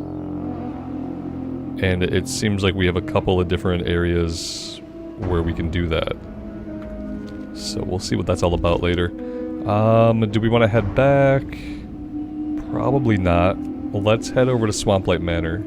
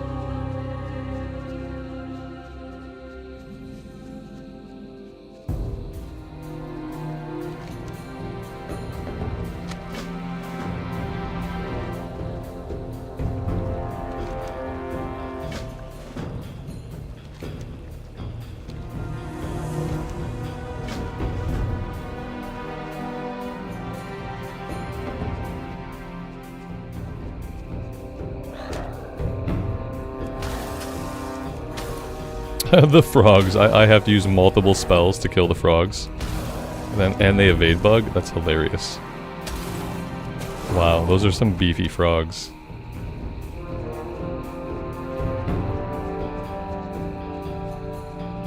I mean, they are level 46 frogs, so I guess we just treat them like normal mobs.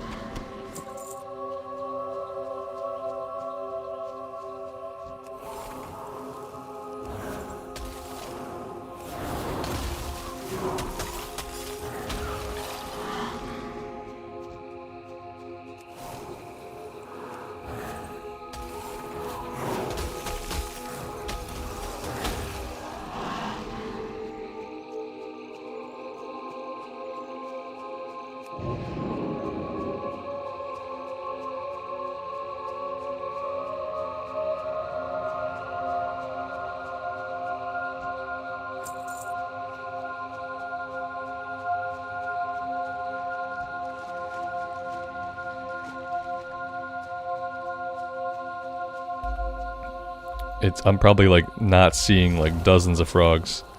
They kind of blend in, and their names, they don't have name plates unless you click on them. And I've kind of been looking for nameplates. Now I realize, yeah, there are no nameplates until you click.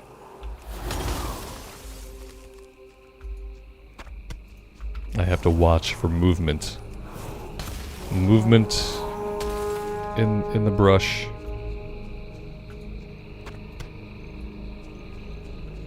Aleo, that's awesome, man. Congrats.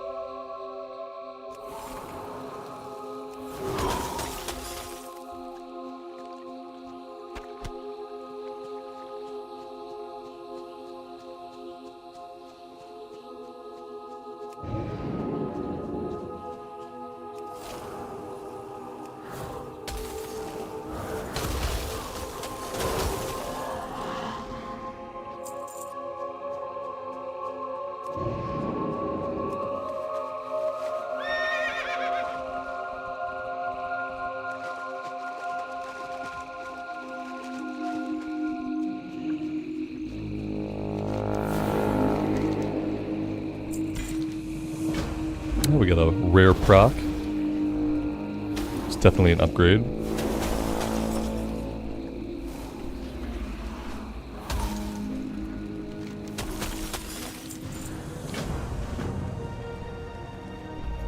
Oh, hi there.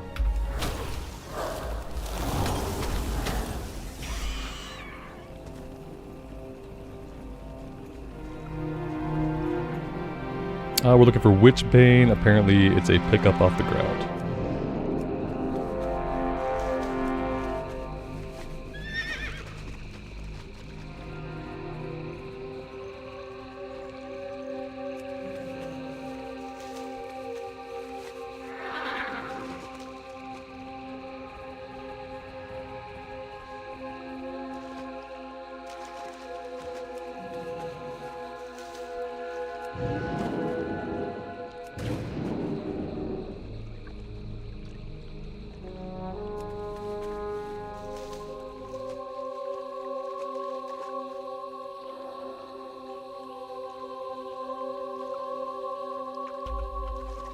Lucas, have a good day. Thanks for hanging out, man. We'll see you next time.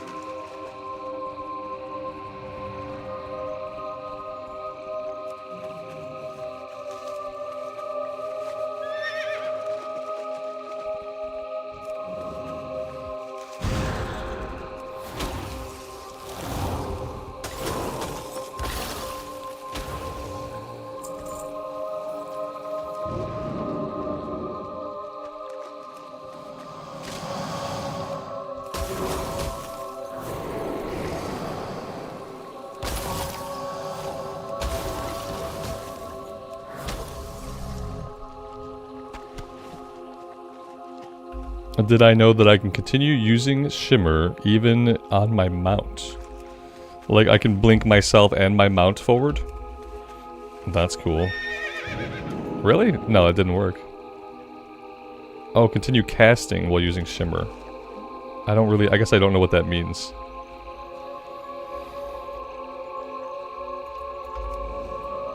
Continue casting while blinking forward? Yeah, I don't really understand that, I guess.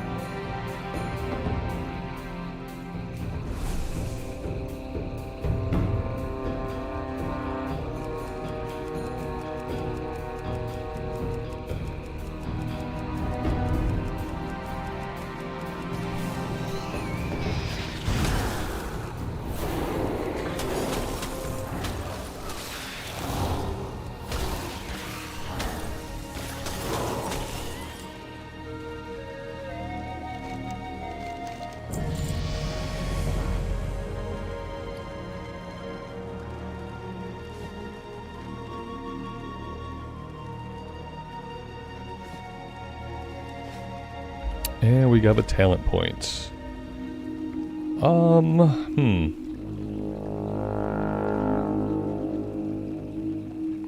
Alters the fabric of time, returning you to your current location and health when the... Okay, I mean, that could be useful, I guess.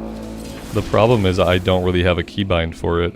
I guess I don't need my teleport keybound. We can put it there for now.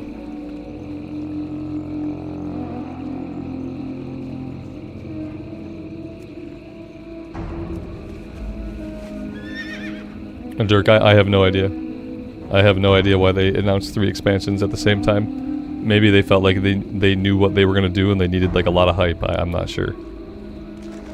Yeah, it's all part of the same overarching story, so I guess it makes sense. But as far as like their true motivations for it, I don't know. The motivations for it are probably multifaceted. I'm sure they had a lot of different motivations. The thing is, like, there's not a lot of flight points in this zone. What's going on back here? What is this? I just don't know. I guess we could continue over this way for now and see.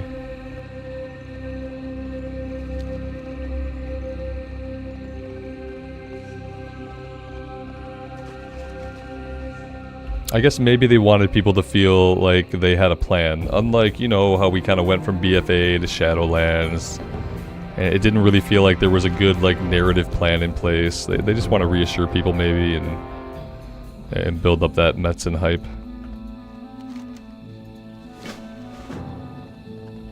Did I get the Shimmer thing? I mean, I have an ability called Shimmer. I don't really know what else we're talking about. Maybe we're talking about something different. Did I understand it? No, not at all. No part of me understood it. It didn't seem like integral to my gameplay, so I just kind of gave up on understanding it.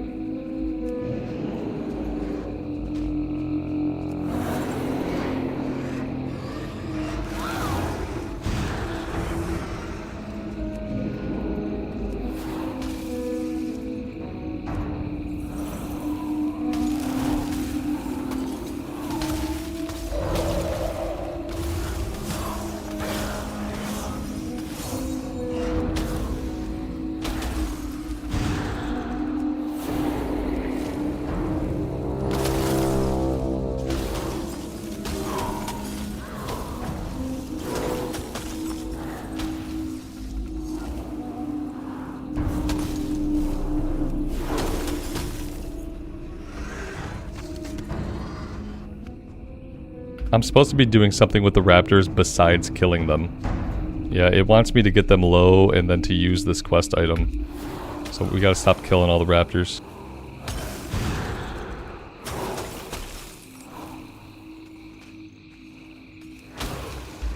Okay, this quest, yeah, we might not. I hate quests like this. We're not gonna do this one. Let's just head over and we'll do the eyeballs. Like, I hate quests that have you get them to, like, you know, they want them at 25% HP. It's really hard sometimes to get a mob to 25% HP, because if I get a big crit or something, then they're gonna die. Like, any kind of big crit or proc goes off and the enemy's dead. We're gonna have to kill like 30 of them to get 6 of them captured, so I don't know if I'll do that one. Nah, we've been reading a lot recently, Dustin. We haven't been playing a lot of console games. We kind of like, sometimes we play a lot, or like rather I watch her play stuff. Other times we don't. We've been in a lull. There hasn't really been anything on the Xbox that either of us wants to play. And I don't want to play anything. When I'm done playing WoW for the day, like, I don't really have the energy to play other stuff, so if she's not playing a game, then usually I just turn on YouTube and read.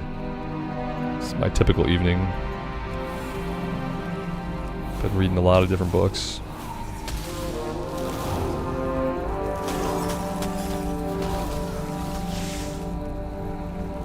The only console game coming out that I was interested in was the game I can't play, which is like the next part of the Final Fantasy VII remake.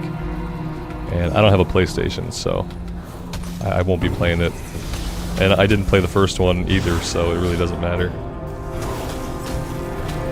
You're reading the Dune books? Right on. Yeah, I read those a long time ago. Back when I was like a teenager, I read Dune and then Children of Dune. That was about as far as I got.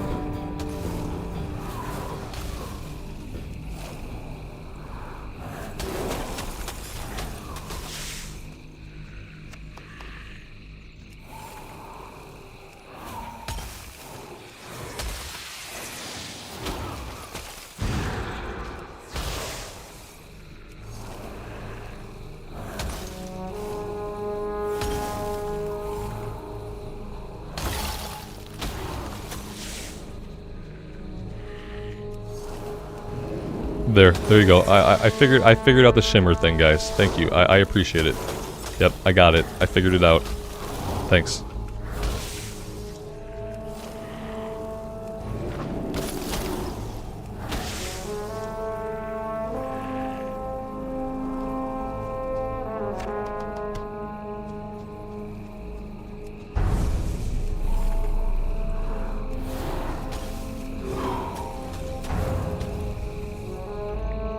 Michael, I'm done with Stormlight Archive for right now. Until they push out like another one. Until Sanderson writes another one. I'm completely caught up. I'm completely caught up with Stormlight and with Mistborn, so I've just been reading other stuff.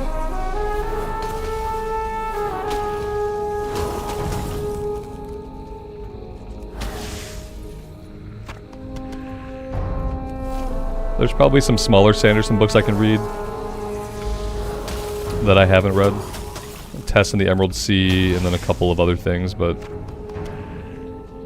yeah, I'm just reading other stuff right now.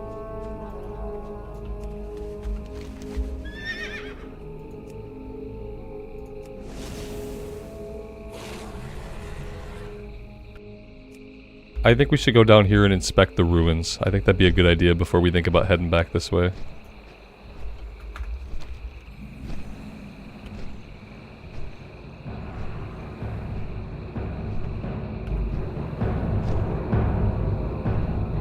Dustin, I read the first 2 books of that series back when I was, I think I must have been like 25 or 26. Like, over a decade ago. The first 2 were really good. I couldn't get into the third one. I don't know what happened. Like, the magic kind of wore off. The first one was amazing. The second one was not as good as the first one, in my opinion. Yeah, the first one was, like, awesome.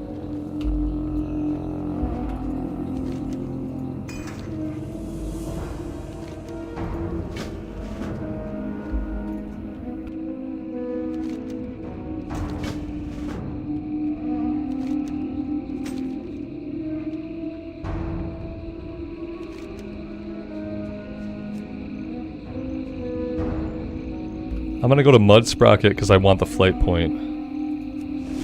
I don't know if I'm gonna... I don't think I'm gonna do all the quests there yet. We might grab all the quests, but I want to get everything kind of turned in and resolved as much as we can before we do like 30 more quests.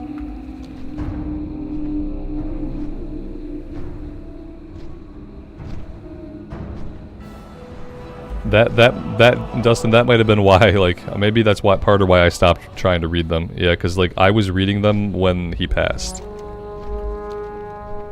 Or, well, it must have been around the time that he passed. I remember reading them and then finding out he had passed away. And that's, you know, very unfortunate. And when you're reading an author, it's hard. Like, I remember when Robert Jordan passed, like, that was when I kind of stopped reading Wheel of Time. Even though Sanderson picked it up later, and from what I hear, like, Sanderson did a really good job, obviously. Like, I stopped reading Wheel of Time when that happened.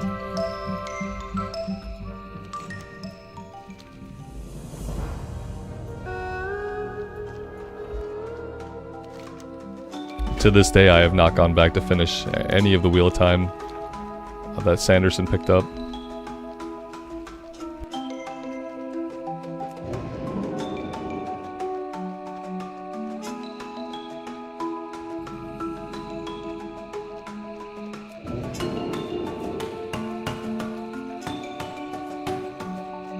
Yeah, I spent so many years, like, really invested in the Wheel of Time. And I remember right before he passed, the last one that I read must have been, like, book 10 or 11. It was the one after Winter's Heart. It was whatever book came after Winter's Heart. I remember reading it and thinking, like, man, this is no good. I just remember there were parts of it that were really... It was almost like it wasn't his voice, and I wonder how much his wife was, doing the writing at that point, because I remember reading the one after Winter's Heart and just thinking, this is not good anymore. And then shortly after that, like, I don't know when it was, but yeah, then he passed, and I was like, okay, well, I never went back to the series. I never finished it. And it was already, like, it was already really long. And, like, the plot had become so convoluted, and there were so many characters in play in the Wheel of Time. It became overwhelming to follow everything. The idea of going back and, like, rereading all of them became really overwhelming, because eventually there were just so many characters that you were supposed to follow, and, like, I just couldn't keep track of all the plots. I couldn't keep track of all the plots and all the plotting. It just became, like, way too convoluted of storytelling for me to enjoy. There was just too much going on. Like, there would be, like, 300 pages would be written through a villain. Like, there'd just be, like, one of the Forsaken off doing stuff somewhere, plotting, and it'd be, like, 300 pages of, like, or, like, Padan Fane for 200 pages. Like, I just, like, freaking completely lost interest. Once more page count was spent on support characters than was spent on the actual, like, main character cast, that's when I really started to lose interest. When I felt like the bulk of the books were just them jumping around to who I felt were support characters, who I felt were not, like, main characters. That's when I really started to just lose it with Wheel of Time. It got really just too much going on, and none of it was really super interesting either. That was the other thing. Yeah, like, I guess the lesson learned is, like, you don't have to write 20 books. Like, don't tell a story across 20 books, okay? Just don't do it.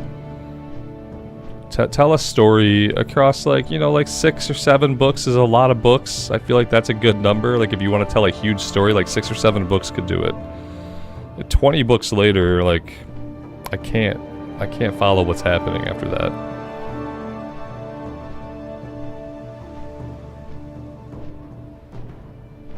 Especially when, like, you know, thinking about catching up, it's like, oh god, where did I go?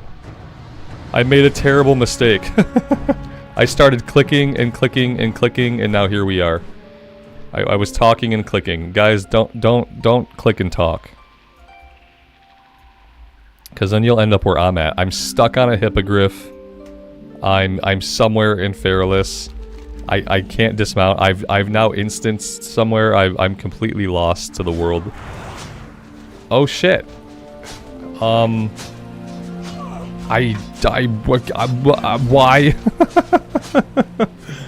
What have I done?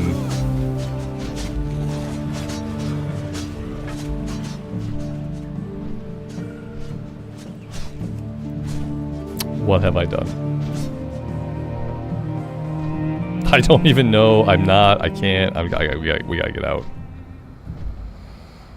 I thought for some reason I thought I was on a flight back to Theramore, and like, no, you didn't. That was not what you did. You clicked on something, and it flew you to Fairless. And we plopped down in the middle of a war zone, apparently. He went into too many details. Yeah. He was very detailed, like Tolkien, like, you know, it was just very detail heavy, and it became less story heavy and more detail heavy, and I don't know. I started like, at some point I started just skimming for like dialogue lines. I would just like, I would speed read until I hit dialogue. I would read the dialogue. I'd speed read till I hit dialogue. I would read the dialogue. And once I'm reading a book like that, like that's a good sign that I'm not really into the book. Once I'm speed reading for dialogue, then I've really stopped caring. I've learned that about myself. Primordial asks, is the YouTube default view bugging out for anyone else here, or is it just me? I don't know. Lael, you said something about YouTube being weird today for you. Perhaps they changed something. Perhaps it's not a bug. Perhaps it is intended functionality that you just don't like. Maybe it was buggy. A lot of people say buggy. View switched to a different view. Okay. Yeah, they've done something. It's hard not to just do these quests like while I'm right here. Maybe I should just do these quests while I'm right here. This one's for blood feathers. We're not capturing these ones, so we could probably do this.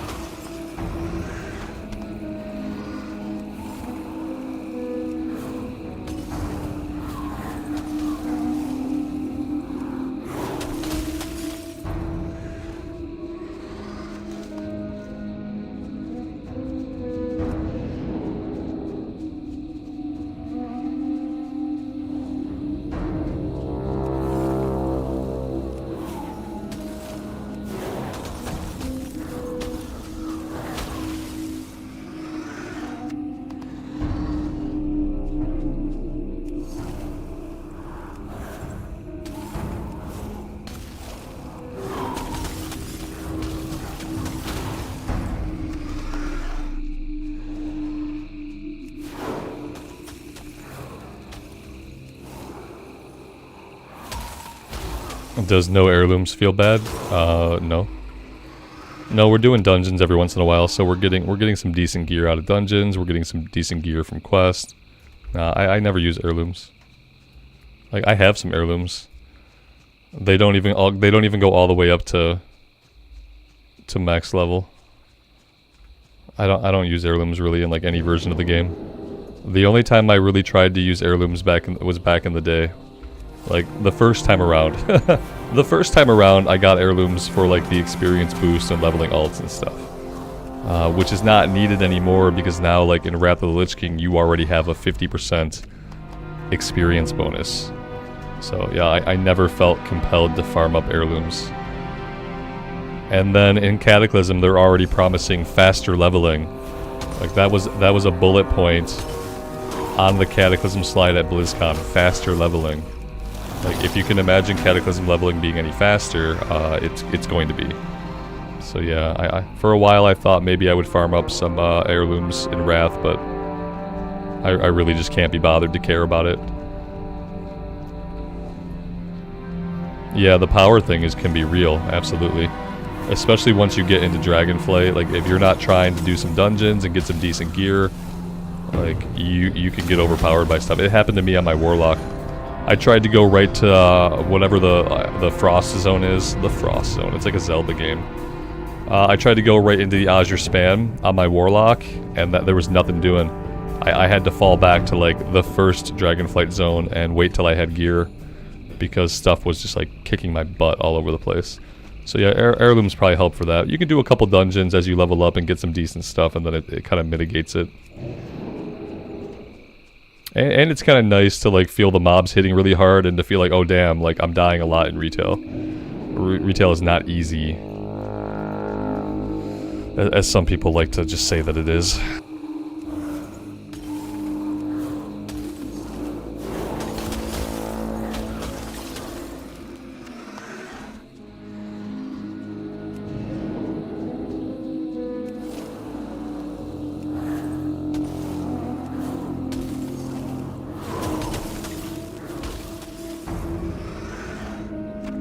Yeah, the mobs hit way harder, and also the mob density is higher. So especially if you go from leveling up in the old world with this mob density to jumping right into the Dragon Isles, it can feel pretty freaking jarring, yeah. We'll have to make sure that, like, maybe the last couple levels we get, we'll do dungeons, and we'll make sure that we get some decent loot.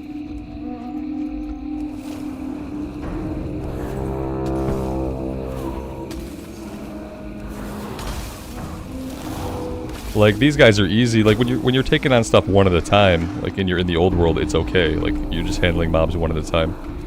We still got ourselves into some problems, and we died a couple times, so... I still die more in retail than I do in Classic. Basically, like, any version of Classic. I still get killed more in retail.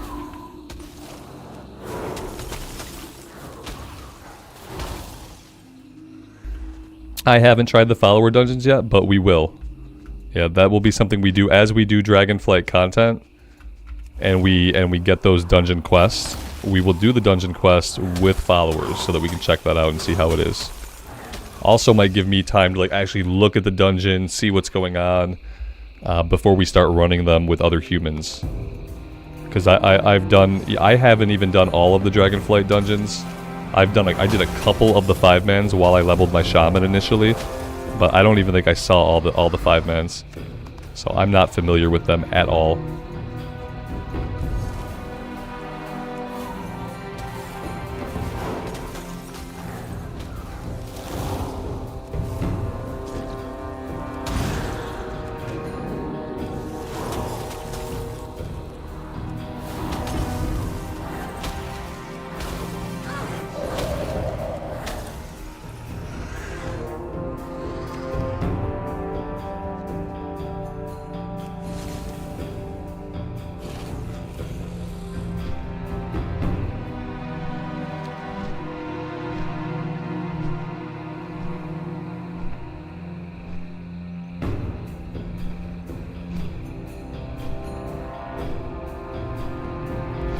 Yeah, it's like a 5-man with NPCs.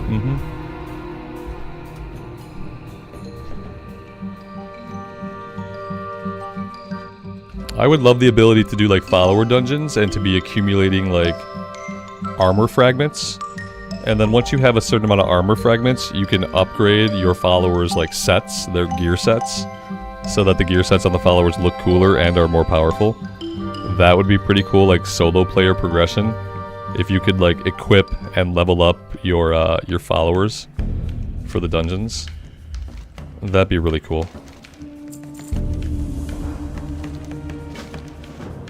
Even if it was mainly just for like a different look for them and a little bit of power for them. And you were just like passively collecting armor fragments as you did the follower dungeons.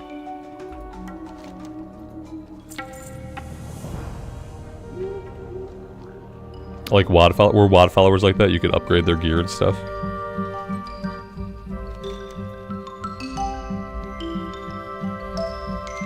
And then I would like the ability to pick one of them and have them follow me around in the open world. I want to have one of my followers like hang out with me and have like some witty dialogue sometimes. Make commentary on stuff that's going on. And then I could like kind of upgrade them over time. Maybe we have like a reputation or a friendship bar with them that we fill up by hanging out with them. And then at certain thresholds they like get new abilities and stuff. I don't know. Maybe that's like stupid. I kind of thought soulbinds were gonna be like that originally in Shadowlands. I thought our soulbind character was gonna be someone that followed us around like out in the world and did stuff with us. and that was how we were gonna like care about them at all, would be that we were like questing with them, but then that never happened, and I was always very confused about that. So we're killing them and using an item on their bodies. Got it. We should probably do it over this way because we also have to go into a cave over here.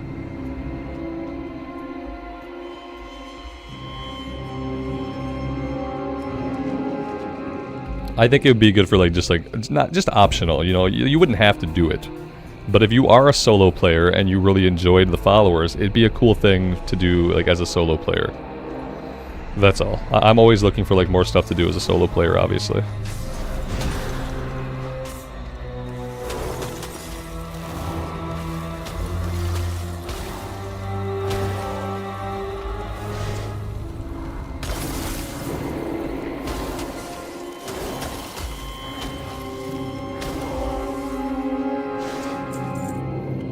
Talent point, yep. Let's take a look at that now while it's relatively safe.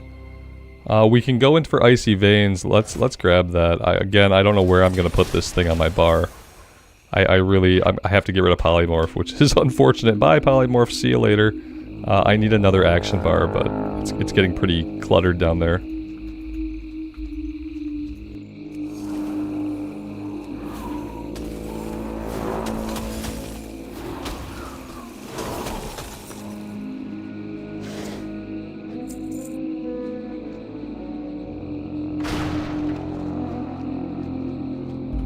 Do I ever get tired of leveling? Not really. Lots of classes to level that I haven't seen before. Lots of zones to go that are awesome. Like there's so many different ways to level up and places to level up that no, not really.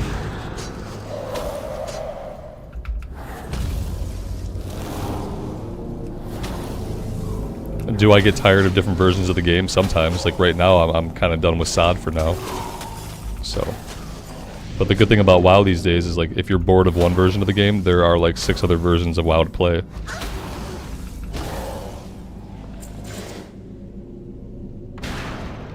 Can I tell you the name of my headset? I really can't. It was my wife's headset and I appropriated it. It is a,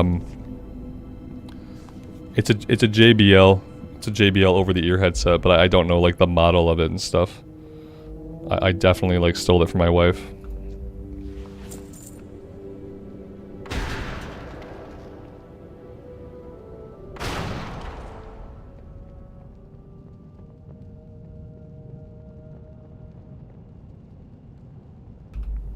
If I want to play endgame, I have to focus on one version. Firstly, Zoom, that's not true at all. You can play multiple versions of the game and you can enjoy endgame in all of them, or one of them, or none of them if you want to. Also, like, not everyone really cares all that much about endgame. There's some stuff that I like to do at endgame. I had a good time doing, like, the world questing and seeing all the side content in the Emerald Dream. But I don't have fun doing mythic dungeons, and I'm not in a raiding guild, so I really don't have like a huge interest in endgame right now, and I haven't for a number of years. People just enjoy the game in different ways, that's all. And the way the game is designed now, like Blizzard literally designed the game for people to hop back and forth between different versions. That's why there's always catch up and like ways to get gear quickly, because they really want people popping around and playing all the different versions depending on like what's hot right now. They've designed their entire release schedule is literally designed so that people can play all the versions of the game if they want to.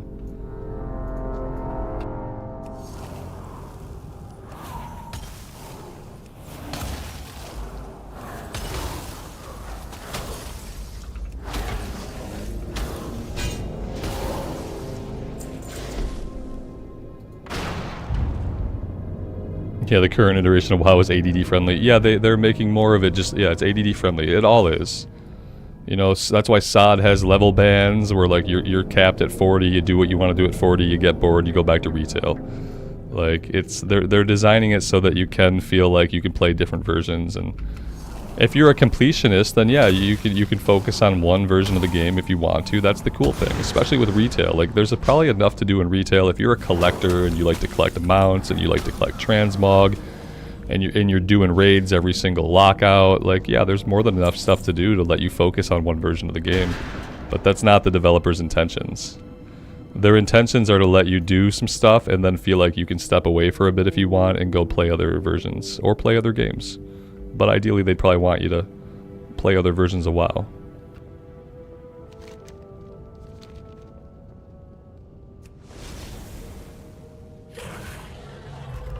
I spent like 8 years like raiding in a guild, and like most of what I did was raid log.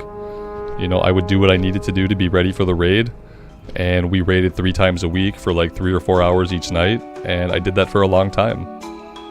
And it was really fun. That was how I enjoyed the game back then. I enjoyed the game back then by raid logging. And these days I enjoy the game differently. Keep in mind, I've played the game for 20 years. So, yeah.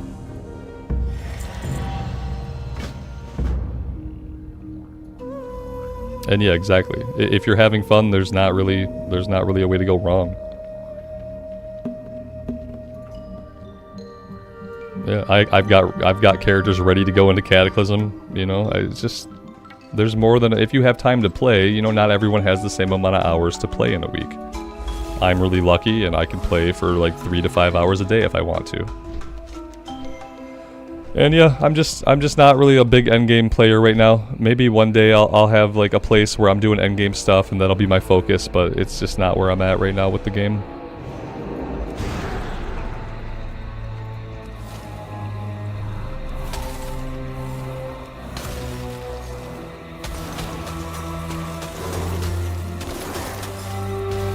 I like how more and more at endgame and retail, I like how there's lots of stuff for a solo player to do. I really had fun on my shaman, you know, just doing the Emerald Dream stuff, doing the world quest. I did a little bit of LFR. I geared myself up to like a 440 gear score, and I felt that's pretty good. 440 gear score, I'm happy with that. My problem is like I don't really enjoy, I haven't found a way to enjoy Mythic 5-mans. And like 5-man content used to be like the daily endgame stuff that I would do back in the day. Like if I got on daily, I would grind heroics, you know. That was like what I would do. And like I haven't learned to appreciate the pacing or the gameplay of mythics, so without there being like a bunch of 5-man content for me to do, it makes me a little bit less interested in endgame. Maybe that'll change someday. Maybe someday I'll get comfortable with the cadence of mythics and have a character that I like doing them on, and maybe that'll change. I don't know. Where's my elemental? Non-existent. Doesn't exist. Rip water elemental.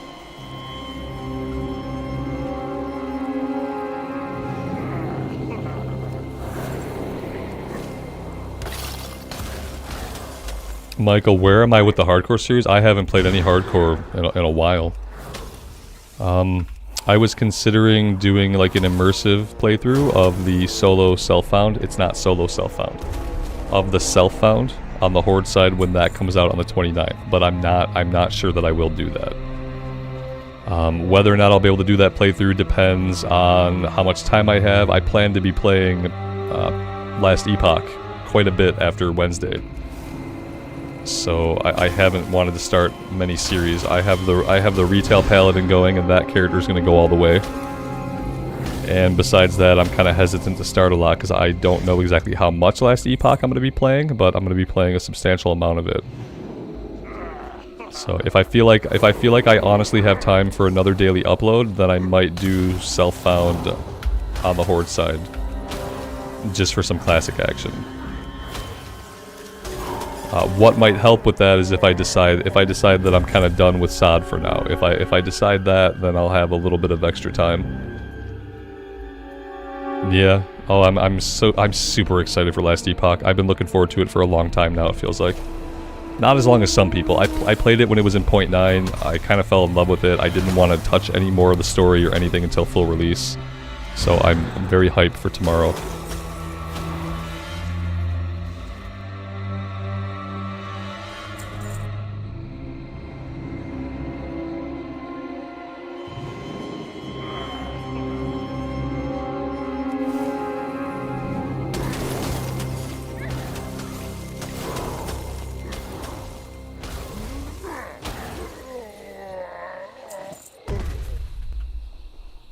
Hopefully it doesn't change and end up like Diablo 4. Well, the big difference though there is that, like I said, I've played 0.9. I put a bunch of hours into it, and I really, really liked it. Diablo 4, I went into completely blind. The other difference is, like with Diablo 4, I started off by streaming it, which was probably like a bad idea for like immersion and actually like getting into the game. And with Last Epoch, I don't plan to stream it right away. If I stream it at all, it won't be until I put a bunch of time into the game. And then if people are interested, then maybe I would do some streams like in the evening with it. But yeah, biggest difference though is that I hadn't played Diablo 4 at all before it came out, and I've already played Last Epoch, so I already know that I like it.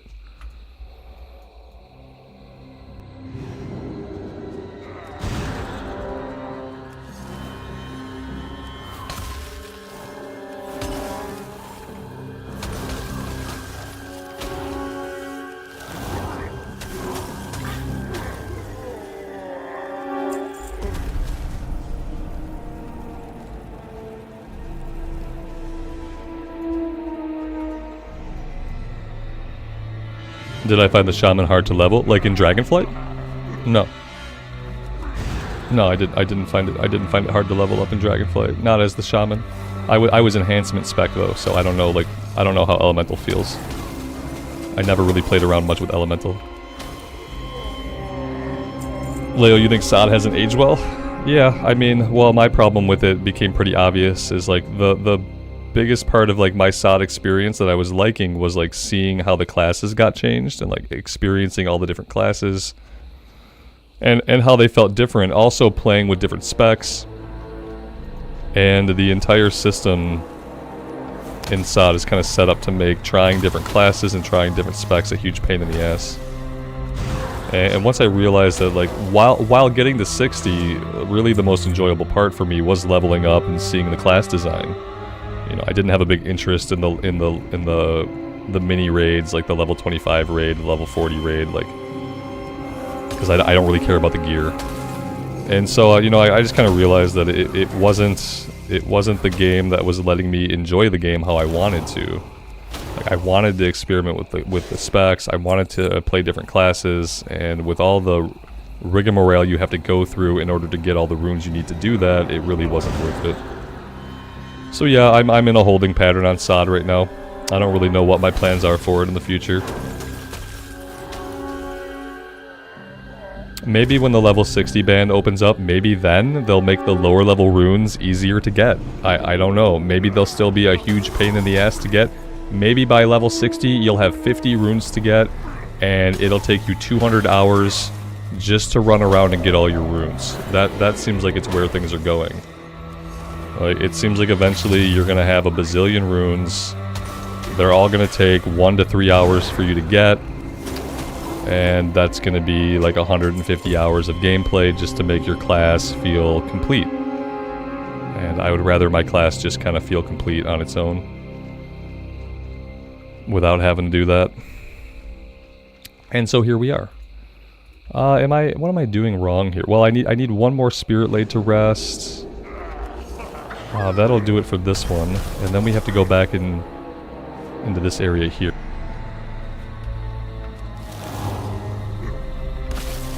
It's like it purposely inconveniences people. Yeah, like it's supposed to be like that's the theme of the season. That's kind of why I fell out of it. It was because like I think you're supposed to have fun with runes.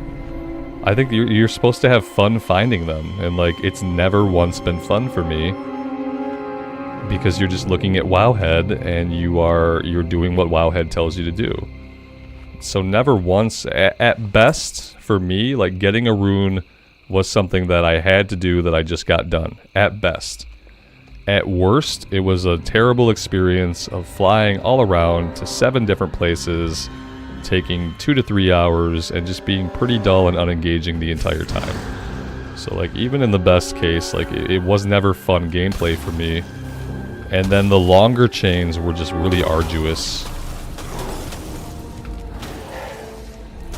But there are people who dig it. So yeah, that's awesome that there are people that enjoy it. I just have to accept that I don't think I'm one of those people.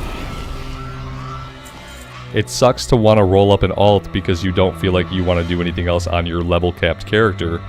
but then think, well, damn, if I roll an alt, I gotta go after like a bunch of runes. Ugh, like that feeling was so bad.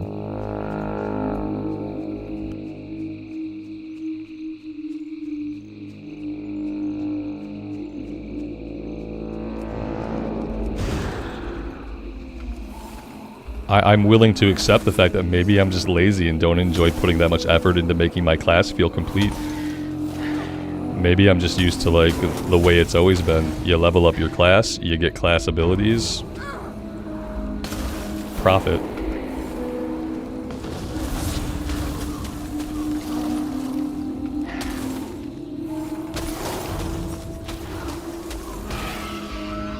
What am I going after here? I really don't know. Wormtail. What is Wormtail? Is Wormtail a plant that we pick up off the ground? I think that it is. Yeah, we're picking up plants off the ground.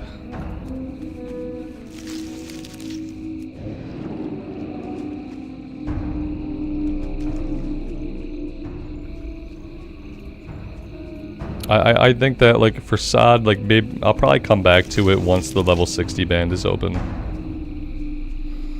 Once we can level up all the way to 60, and I can have a character that goes into level 60 content, and I don't have to worry about like filling my time leveling up alts, you know, in a version of the game where I have stuff to do at max level that I want to do, then maybe I would play sod. Because yeah, for me, sod, I have to have one character in sod, and that has to be it. That has to be my focus, because I don't want to go after a billion runes on a bunch of different characters. And so I think for someone like me that doesn't find the runes interesting or fun or engaging or gameplay or anything, I think the best course of action is just to wait till 60's open, get a character to 60 that I want to play, get the runes I want, and then just play at level 60 and never have to worry about it again. So that's kind of the plan right now, as far as sod goes, I think. I could keep coming back to it, telling myself that I'm gonna feel differently, or telling myself that, oh, just tough it out and get the runes, but I don't really want to tough it out. I want to have a fun time playing a video game. I don't want to tough it out through a miserable time to maybe get to a fun time. Not when I have so many other things I could do that are more fun and more engaging.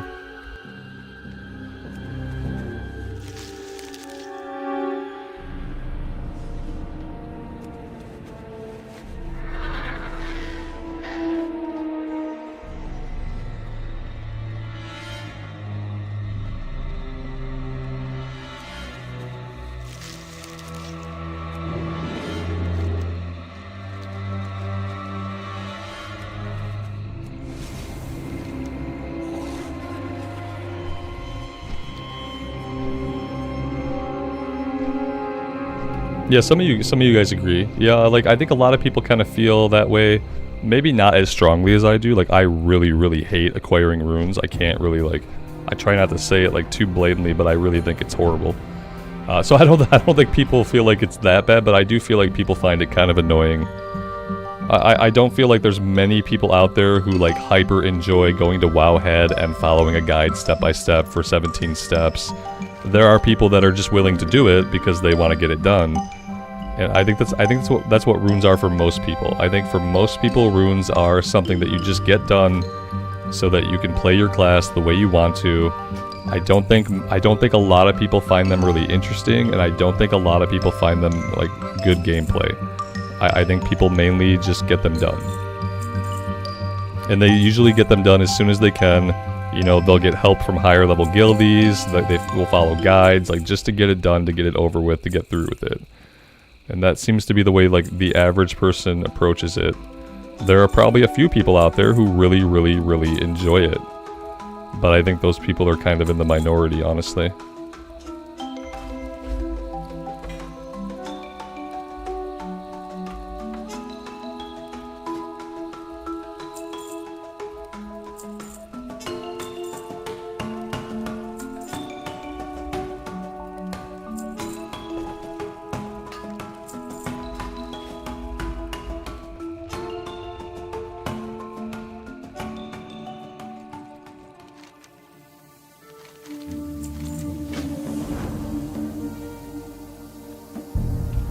Dustin, you were watching somebody else on YouTube and they had a similar opinion. Yeah, I do think it's, and I think it's something that grows also. Like, as the number of runes increases, and the way of getting the earlier ones does not become easier, I think that like overall resentment for rune acquisition will come to the forefront. Especially because like, with the XP buffs they give, it's like they want to incentivize people to roll alts. But then they make it really hard to really want to roll an alt, because then you have to go after all these low-level runes that there really aren't like normal groups for them anymore. You're not going to find people naturally doing them as much, and so you have to beg guildies or beg people in chat to try to like help you at a higher level come out and do the low-level runes that you can't find groups for. So I think it will just end up being something that's a nuisance, and probably something that it'll drive some people away from rolling alts, it'll drive some people away from the game, but you know, this is what they chose. They had a chance with Phase 2 to take the 1 to 25 runes and make them a lot easier, and they didn't do it. They made leveling up easier, but they didn't make rune acquisition easier. And as leveling up gets easier and rune acquisition doesn't, rune acquisition becomes a bigger and bigger and bigger chunk of your playtime. And that's going to seem like it's just a thing that's simply slowing you down, and not something that's really fun or engaging gameplay. When you just have to have a level 60 guildmate like run you through all the runes for 6 hours to get the ones you need.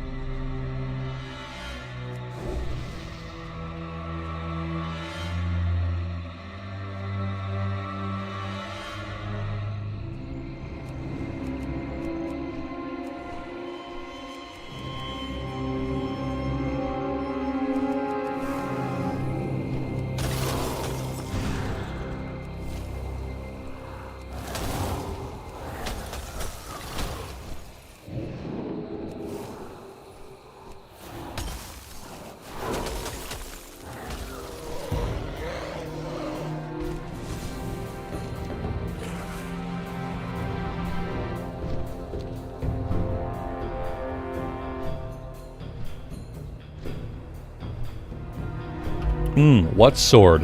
What sword? I was like, what the hell is that? It's the sword. We can now see the sword from Dustwallow. Look at that. Oh my god. I gotta get me one of those shirts that says what sword. I think that's like probably the coolest shirt they've ever come up with. Look at that.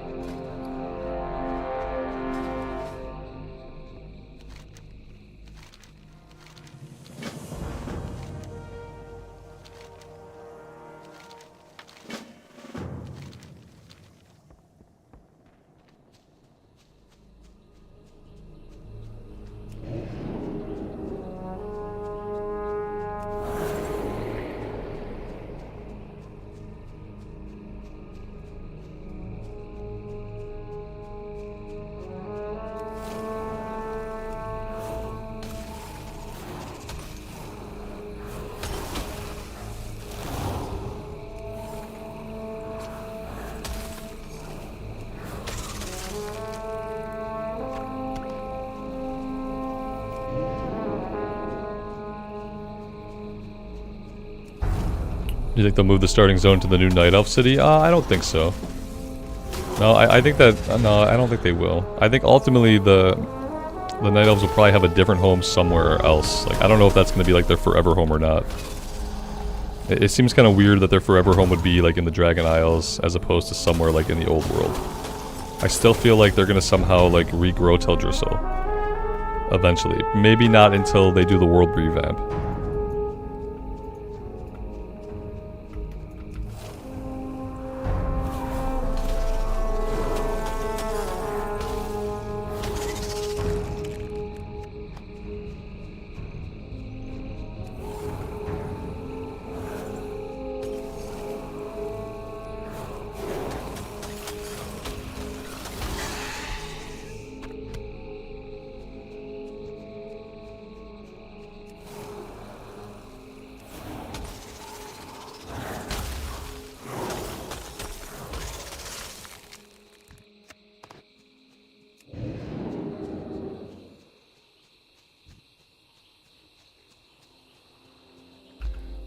The totem quest, so I think I have to lay this down. Yeah, and then we have to... Then we have to fight the crocs. Okay, yep. This one has not really changed.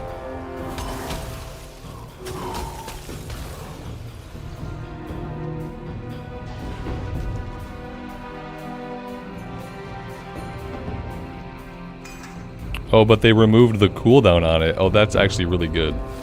It used to have like a 1 minute cooldown, so you couldn't lay it down back to back.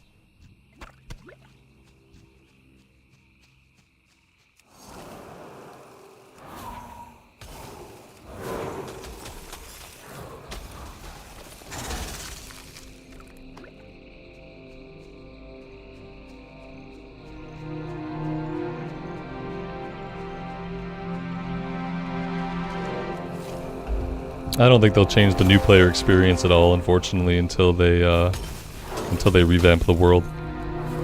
To them, BFA like makes sense because BFA is both like new. It's new, so it showcases like the graphics and stuff pretty well. To be fair, the BFA zones are absolutely gorgeous. It being thrust into the BFA story, like, yeah, not really great. But they don't want to put people back in the old world because they don't feel like it gives new players like a good example of like what the game is like, you know. So they don't really have a lot of choices, unfortunately. I feel like that you should just do your experience in the prior expansion. So, like for me, it would make more sense for a new player. Like if you're going into War Within and you're a brand new account, it makes more sense to me that you do Exile's Reach 1 to 10, and then you go to Dragonflight. And you do the whole thing, and they gotta scale the experience so you can see like the Dragonflight story play out in some meaningful way. And then by the time you're done with the Dragonflight story stuff, you are ready to go into War Within. That would be ideal, to just have like a slimmed down MSQ that new players could follow. If they want, like a new player if they want to. Obviously like returning players, you can do whatever you want. But like for a brand new account, you should just do the prior expansion. See the story, and then that should get you right into War Within.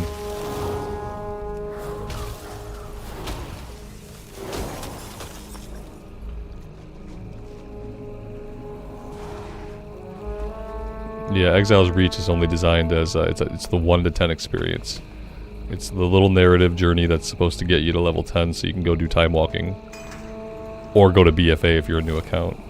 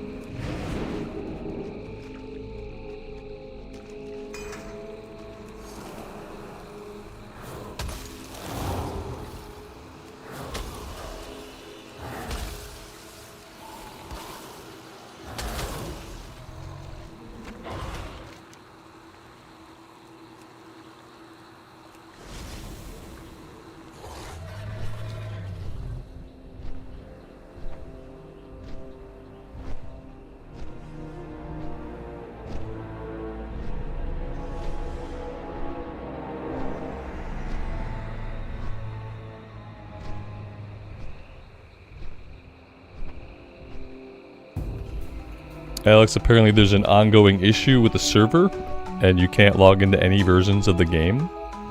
I don't know. Everything's going fine for me, but then again, I've been logged in since this morning. I'm not going to log out now that I know that. Anybody else having problems getting into the game?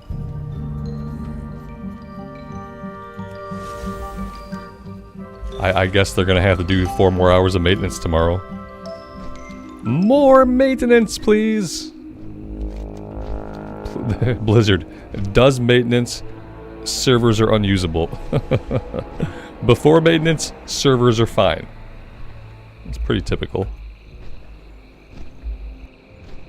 And we had our maintenance today in the States, so I don't know if it's related. Probably not.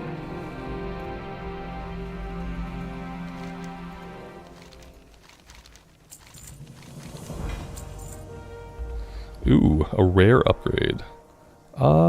Yes. I will take that. Oh god.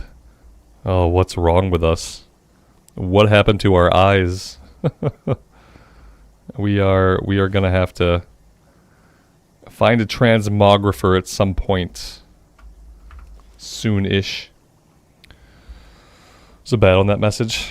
Let's see. Yeah, we are aware of an issue that is affecting our authentication servers, which may result in slow or failed login attempts. We are currently investigating the cause and will provide updates as they are available. they're having issues. Yeah, if you're logged into the game right now in the States, don't log out. Just stay logged in forever now. You might never get back in.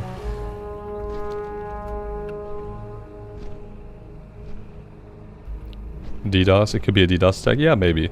They won't tell us if it is, you know what I mean?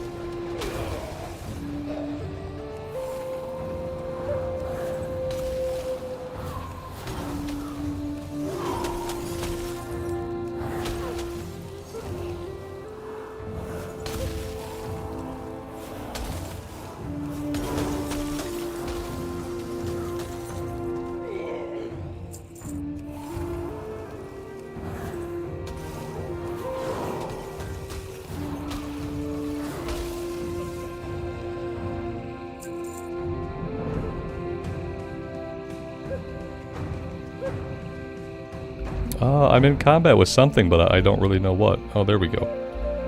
Now we're out of combat. 1 second. Okay. Sorry. Let's try to round some of the... You know, if I weren't in combat at least, I'd try to round some of these guys up. I'm not really... I'm still locked in combat with something. Maybe I peed off the alligator back here. Let's kill this alligator. I don't know what's going on. I want to round up a bunch of these guys and AoE them.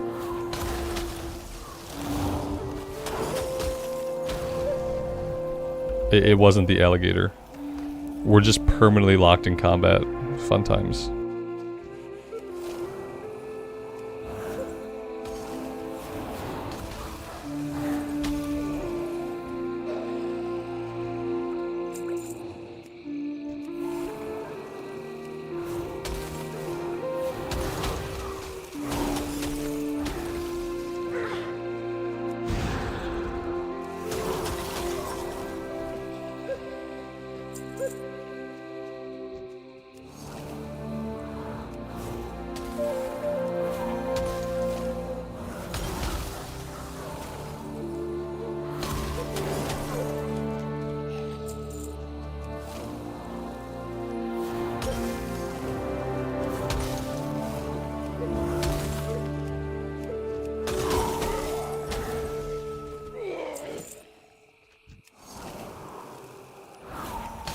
And do a reload? I'll try.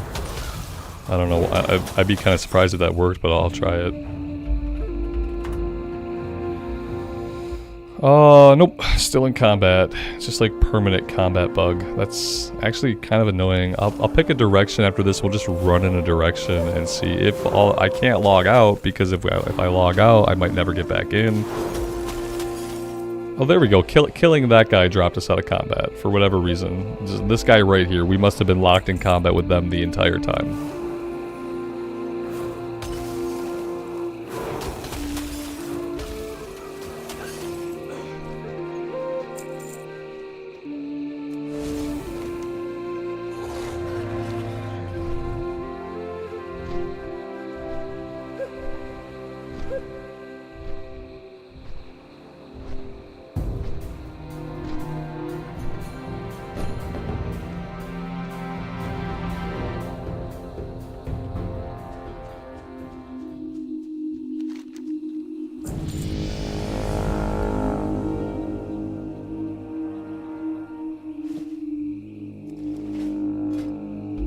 We have a talent point.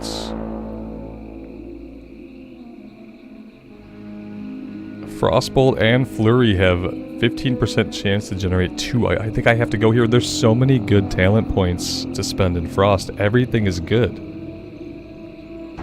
I still want to come back and get this. It's been really hard because I want everything. I'm gonna come back up here before I forget. I know that like one side is more single target and one side is more AoE. But I want all of it. And I'm not going to be able to have all of it. Yeah,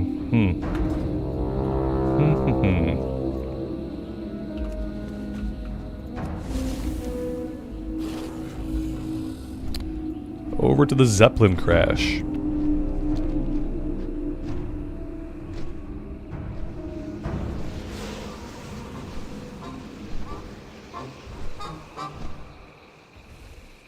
And some silly goblin music.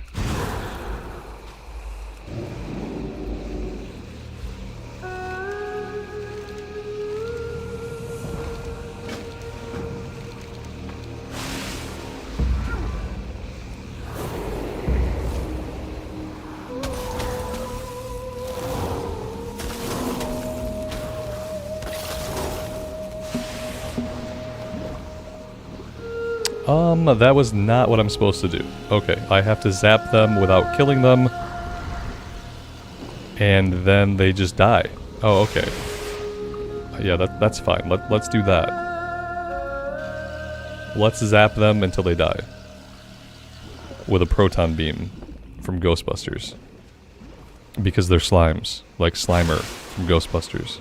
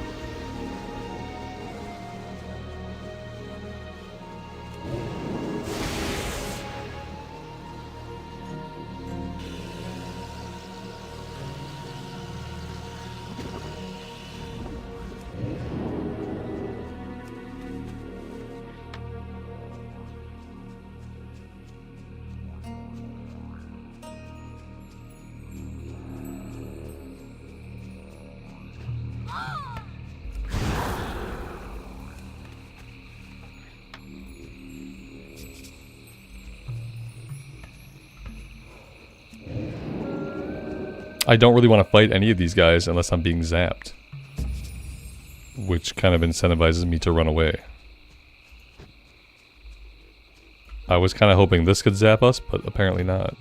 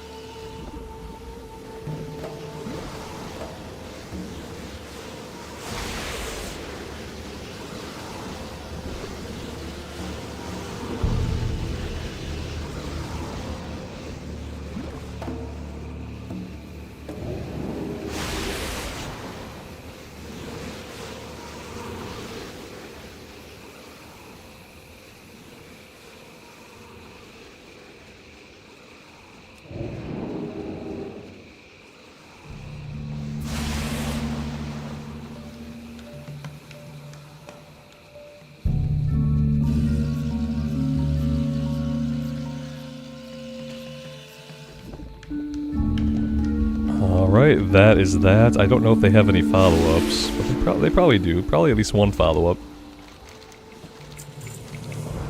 Let's see. Take the Zeppelin cargo to Mud Sprocket. Okay, so that's easy enough.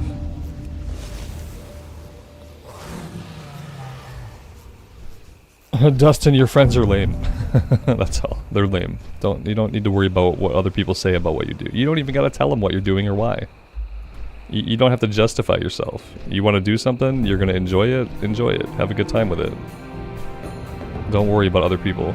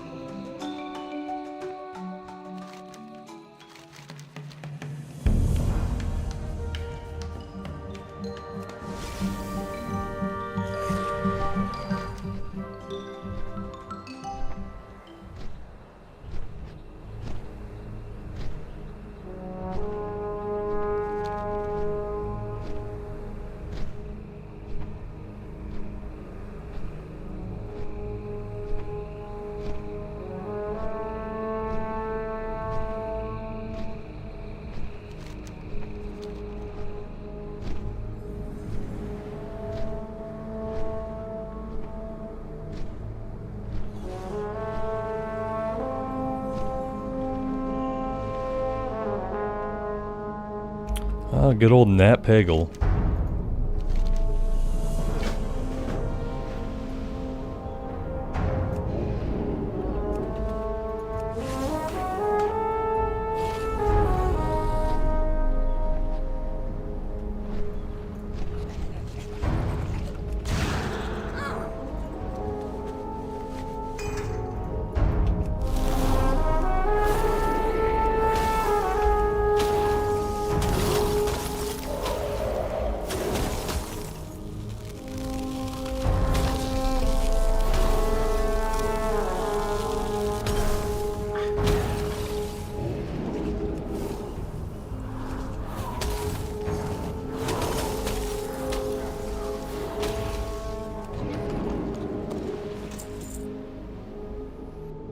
Now, what am I supposed to be doing here? Slather the paste all over yourself and prepare to meet some sea creatures. Okay. Well, I mean, I did. I clicked the thing. I did the thing. It's on a 5-minute cooldown. So, I think I just effed this one up. And I don't know if I'll be doing it as a result of that. I don't really want to wait 5 minutes for the item to cool down. That's kind of lame. So, maybe I'll just move on. I think this culminates in killing like a big sea creature though. Back in Theramore. But yeah, either way, the item did not work. And the item is on cooldown, so for now I have to leave it alone. I should probably fly back out here first and kind of turn these in, like, leading back to town, just in case any of them have follow-ups. Drop the quest and get it again? Yeah, fair enough, we could do that. We'll turn these in, we'll get everything turned in, and then we'll see, like, where we're at. I'm not really worried about, like, ditching a quest here and there with the way that we're going. We've got nine levels left until we're, like, in the Dragon Isles, which is kind of crazy, but we put some time into this character. Let's see, /played, we have been playing for 15 hours and 28 minutes. So, yeah, a little bit of time.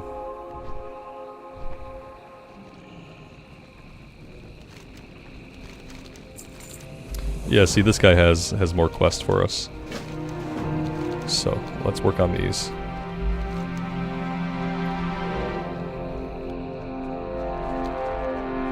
Nah. You know how much I love fishing anyway.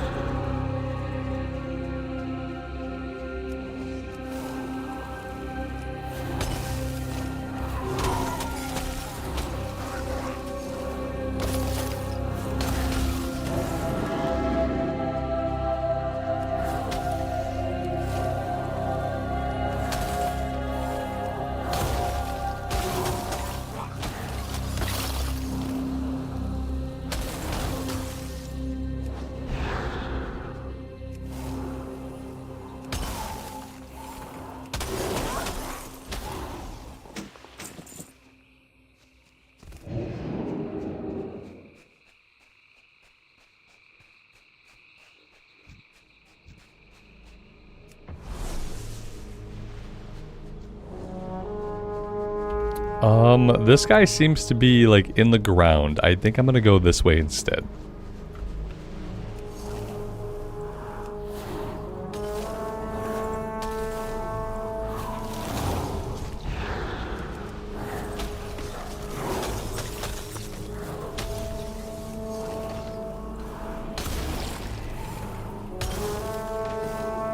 For some reason, these mobs just got like really beefy. All of a sudden, they have a lot of HP. That little pet took a minute to get through his HP. It's a little unsettling.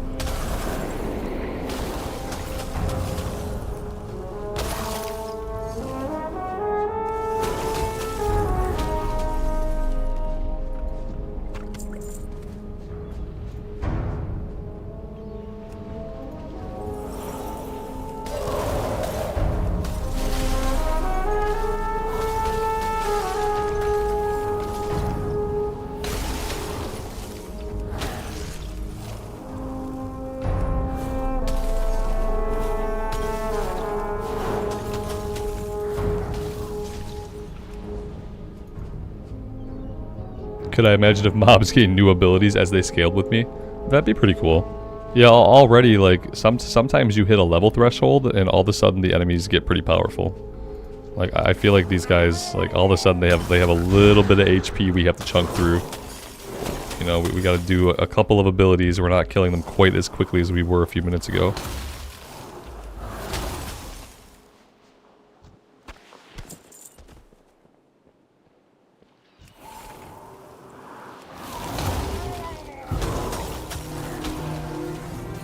Until we get procs like that, then they go down pretty quick.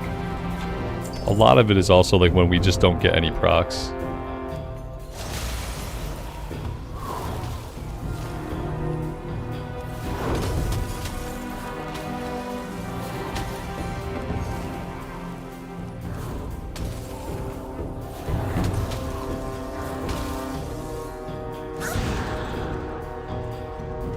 And yeah, it's normal. I've experienced that on like all of my characters that I've leveled up. Is like at certain thresholds, enemies will suddenly feel beefier,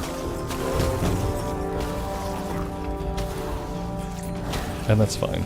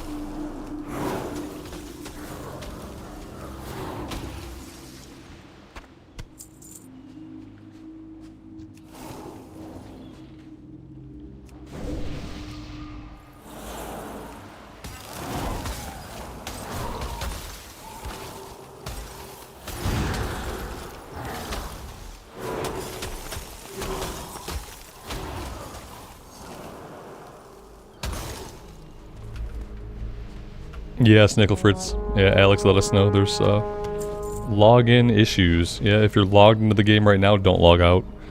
If you're not logged into the game, you might not be able to log into the game. Because the servers might be borked. They might be borked. We don't know what borked them, but something did.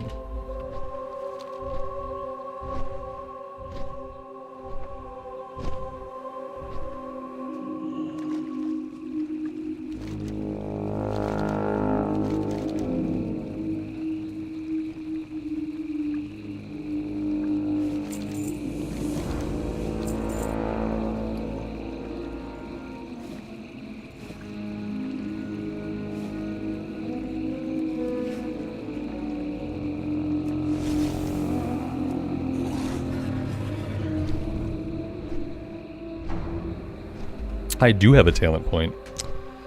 Let's see. The cooldowns of Blink and Shimmer are reduced. That seems good. Let's just take that.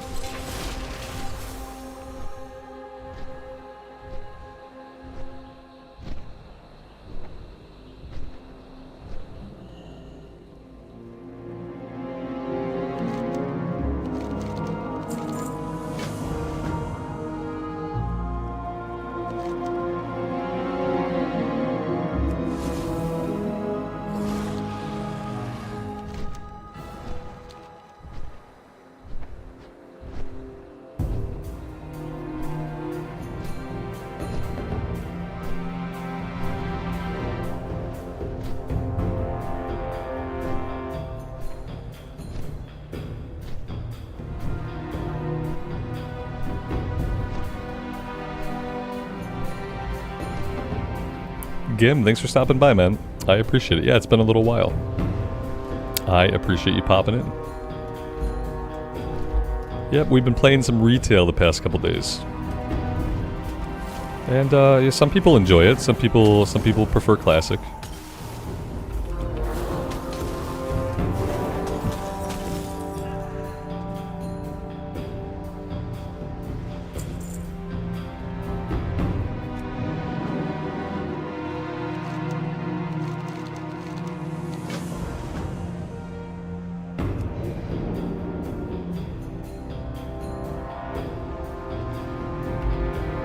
Yeah, Fuse, I'm gonna do some tanking in the Pally playthrough. I'm not gonna do like too many dungeons. I might try to do like one dungeon per episode or something like that. Just like keep I want to focus like primarily on the journey and questing and stuff. But I am gonna tank some classic era dungeons on the Pally and see if maybe I could figure out how to tank really quickly. You know, people want you to go fast, so I'm gonna practice going as fast as I can. It should be entertaining, if nothing else.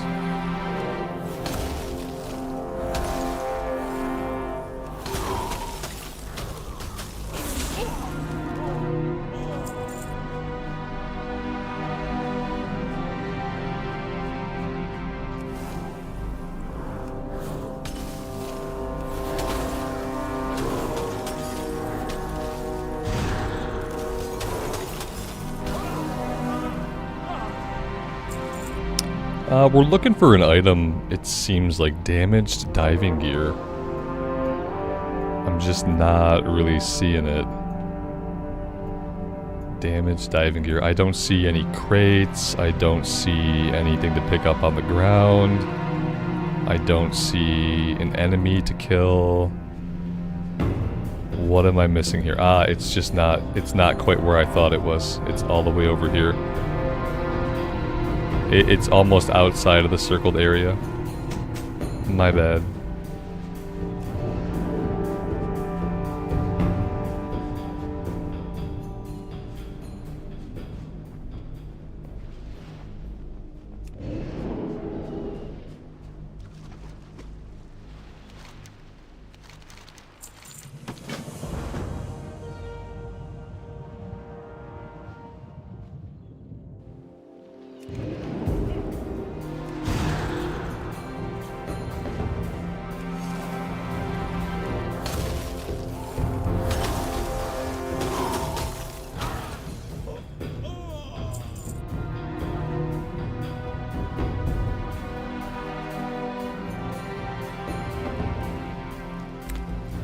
Salvage strongbox. Okay, this is not the quest that I thought it was. I thought we were going after these like debris fields. Instead, we're going after something called the salvaged stormbox, and I don't know what that is.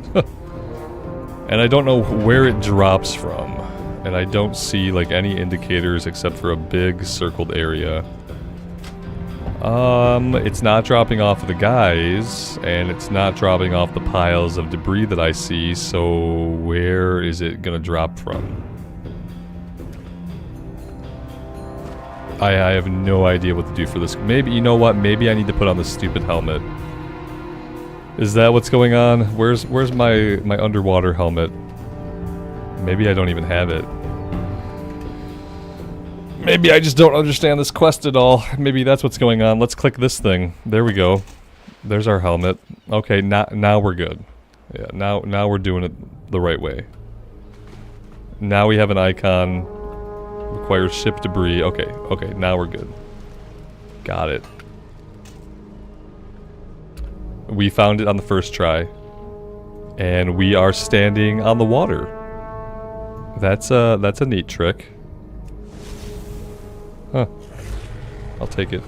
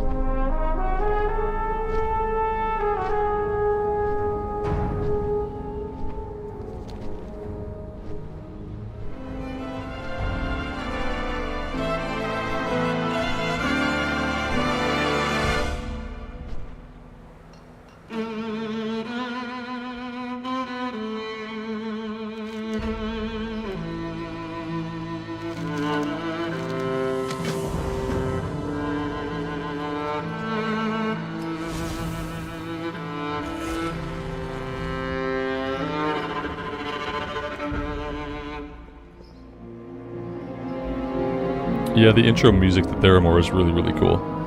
It doesn't stay that interesting, but it's that way for a little bit. And then we enter the tower and we get generic music.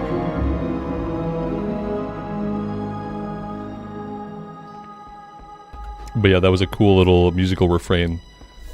Very, very neat. It just doesn't keep going for very long.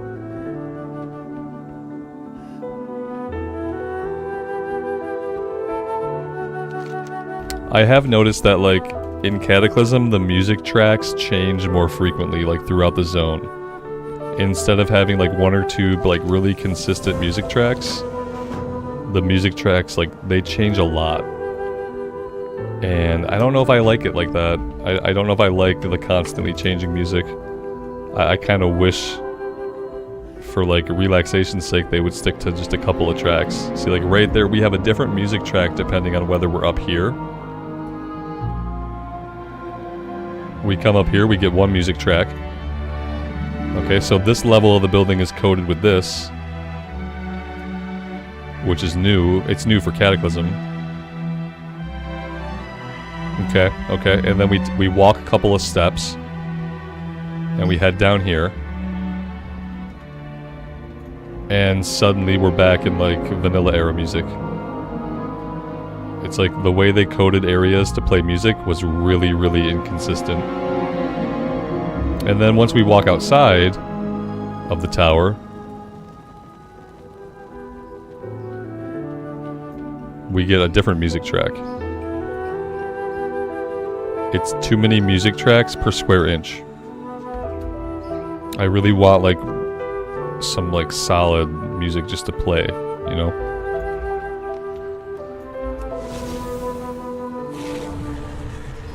It doesn't really let you get into any of the tracks before they abruptly change. I'm sure we'll get a different track inside here. Yep, here we go. We walk inside the keep, we get a different track.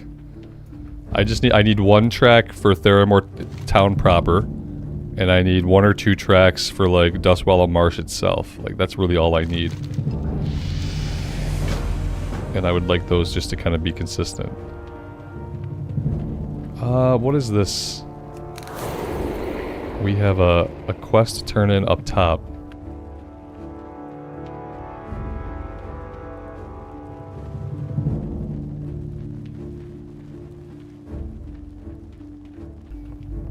I don't have Leatrix for retail. I'm sure that it would work the same way. I could probably pick whatever music I wanted to play. But I don't have a lot of add-ons for retail. For retail, the only add-ons I have, like I'm using Details. Like Details is literally the only add-on that I'm using. I'm not using anything else. There's not really like a big need for like me to use a bunch of add-ons. I probably should grab Leatrix though for like flight timers and some other stuff.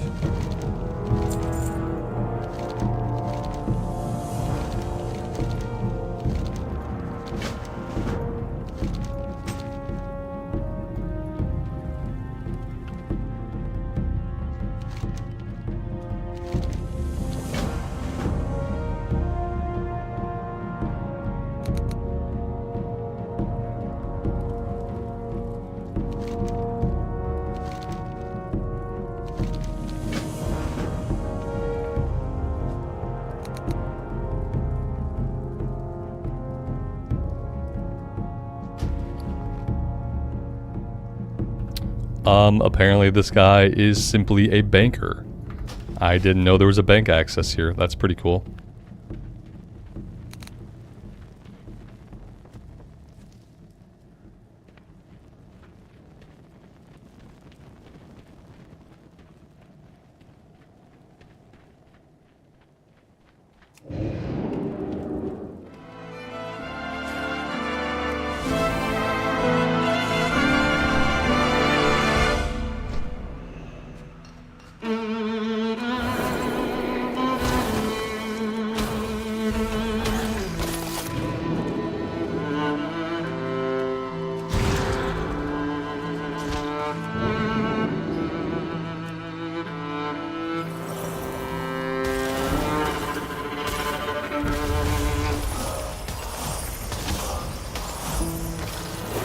These guys have way too much HP now for me to AoE.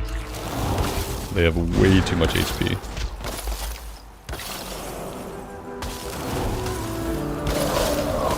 We might get him. That was a really close one.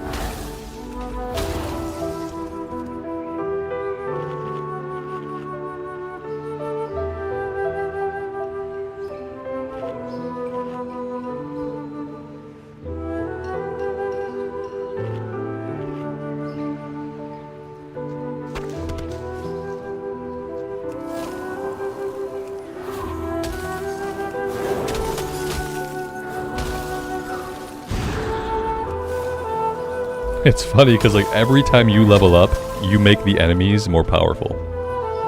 And like, depending on your class and depending on your gear, like you don't always get much more powerful like every level that you level up, but the enemies definitely do.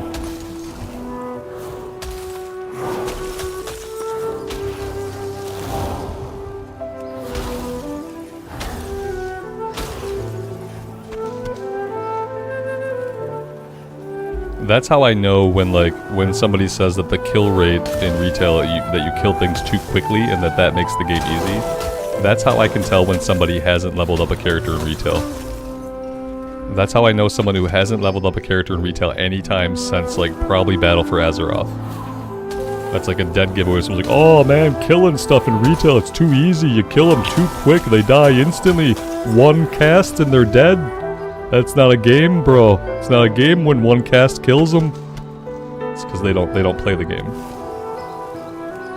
So they have no idea what it's actually like. And the actuality of it is that the game starts off really easy, and then it gets harder and harder. And then by the time you're in the Dragon Isles, like, stuff can actually overwhelm you pretty quickly if you're not paying attention and not using your abilities.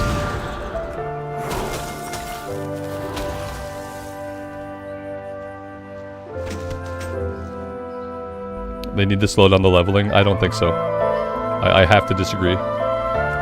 I think for what the game is and for where the content is at in the game, I think the leveling journey gives you enough time to learn how to press your buttons. And that's like really all it needs to do. And the reason I say this is because like we have Classic.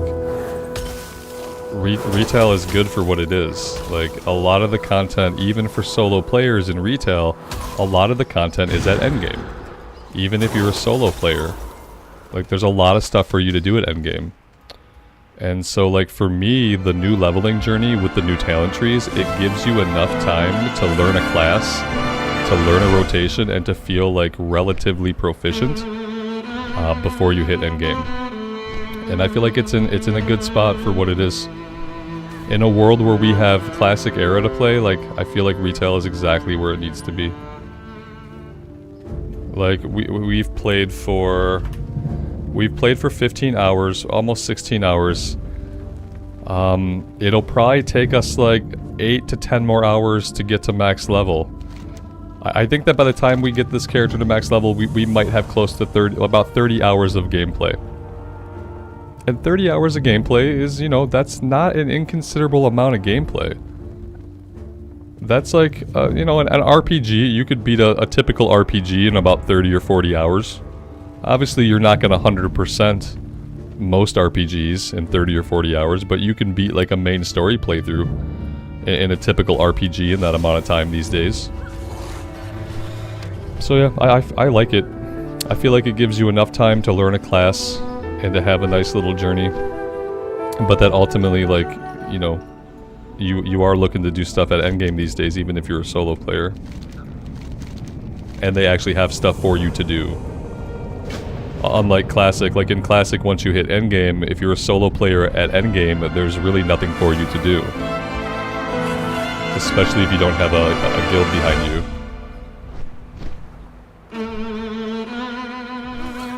It's like run back and forth between the two buildings quest.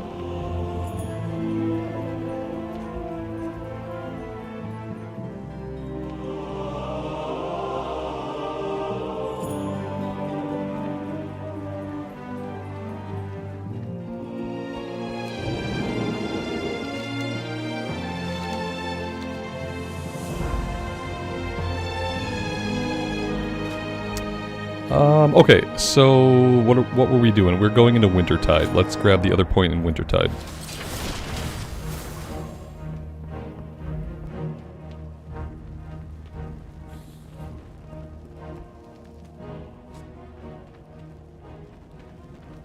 I guess I think about it like this, like what purpose, let's say they made it take twice as long to get to max level in Dragonflight. What would the purpose of that be? What purpose would it serve if they just made the experience gain such that it took you, instead of taking you 30 hours, let's say it takes you 60 hours. Why? Why? Because it's still not going to be a big journey like Classic is, because that's not really where the focus is at. And like if I can learn a class in 30 hours and get into like the relevant content, then as a player I probably want to do that. And I think the difference is like having stuff to do for a solo player at endgame makes the difference in how long the leveling journey should be. In a version of the game where there's nothing to do for solo players, then the leveling journey should be a chunk of the experience. In a version of the game where there's a ton to do as a solo player and tons of things to go after, like, then I feel like it's okay that it's fast. Because if we were to double the amount of time, I don't think that really serves any purpose. You're not going to see like a much more story or lore or content necessarily. It's just going to be more time to spend leveling the character up. And especially when we have other versions of the game for that big solo journey, I feel like it's fine for retail to be as quick as it is. Now, if you want to see leveling up fast, level up in retail when they're doing the winds of wisdom, whatever their XP buff is. So when they do their XP buff, and then you level in retail, then it's almost too fast because then you're getting 50% early. I think it might have been 100% XP. I don't remember what the XP buff was in retail, but it was very big, and it made questing really, really fast. And that was almost too fast. But without the XP buff, it's basically perfect. That's kind of how I feel about it for retail. Like, without the XP buff, it's basically the perfect amount of time to become proficient with a class. Alright, guys. The next place I actually want to go is I want to go into the Southern Barrens. I've never quested in the Southern Barrens as the Alliance before, and I'm really interested to see, like, what all these quests are about. And I'm really interested to see, like, what the Barrens looks like with the new lighting and the new skybox and all that stuff. Look at the sword just in the background constantly. What sword? We used to say. So yeah, that's what I want to do next. But I'm going to take a break right here for today. This is a really good spot for it, and I am just about out of time. Really appreciate having you guys here today. I have been having a really good time on this character, and I've been having a great time playing retail in general. And I want to say thank you to you guys for being here. I want to say thank you to those of you who are watching the Paladin leveling series. I really do appreciate the support. That being said, if you did enjoy hanging out, leaving a like, making sure you're subbed to the channel, that stuff actually helps me out a lot, and I really appreciate those that do.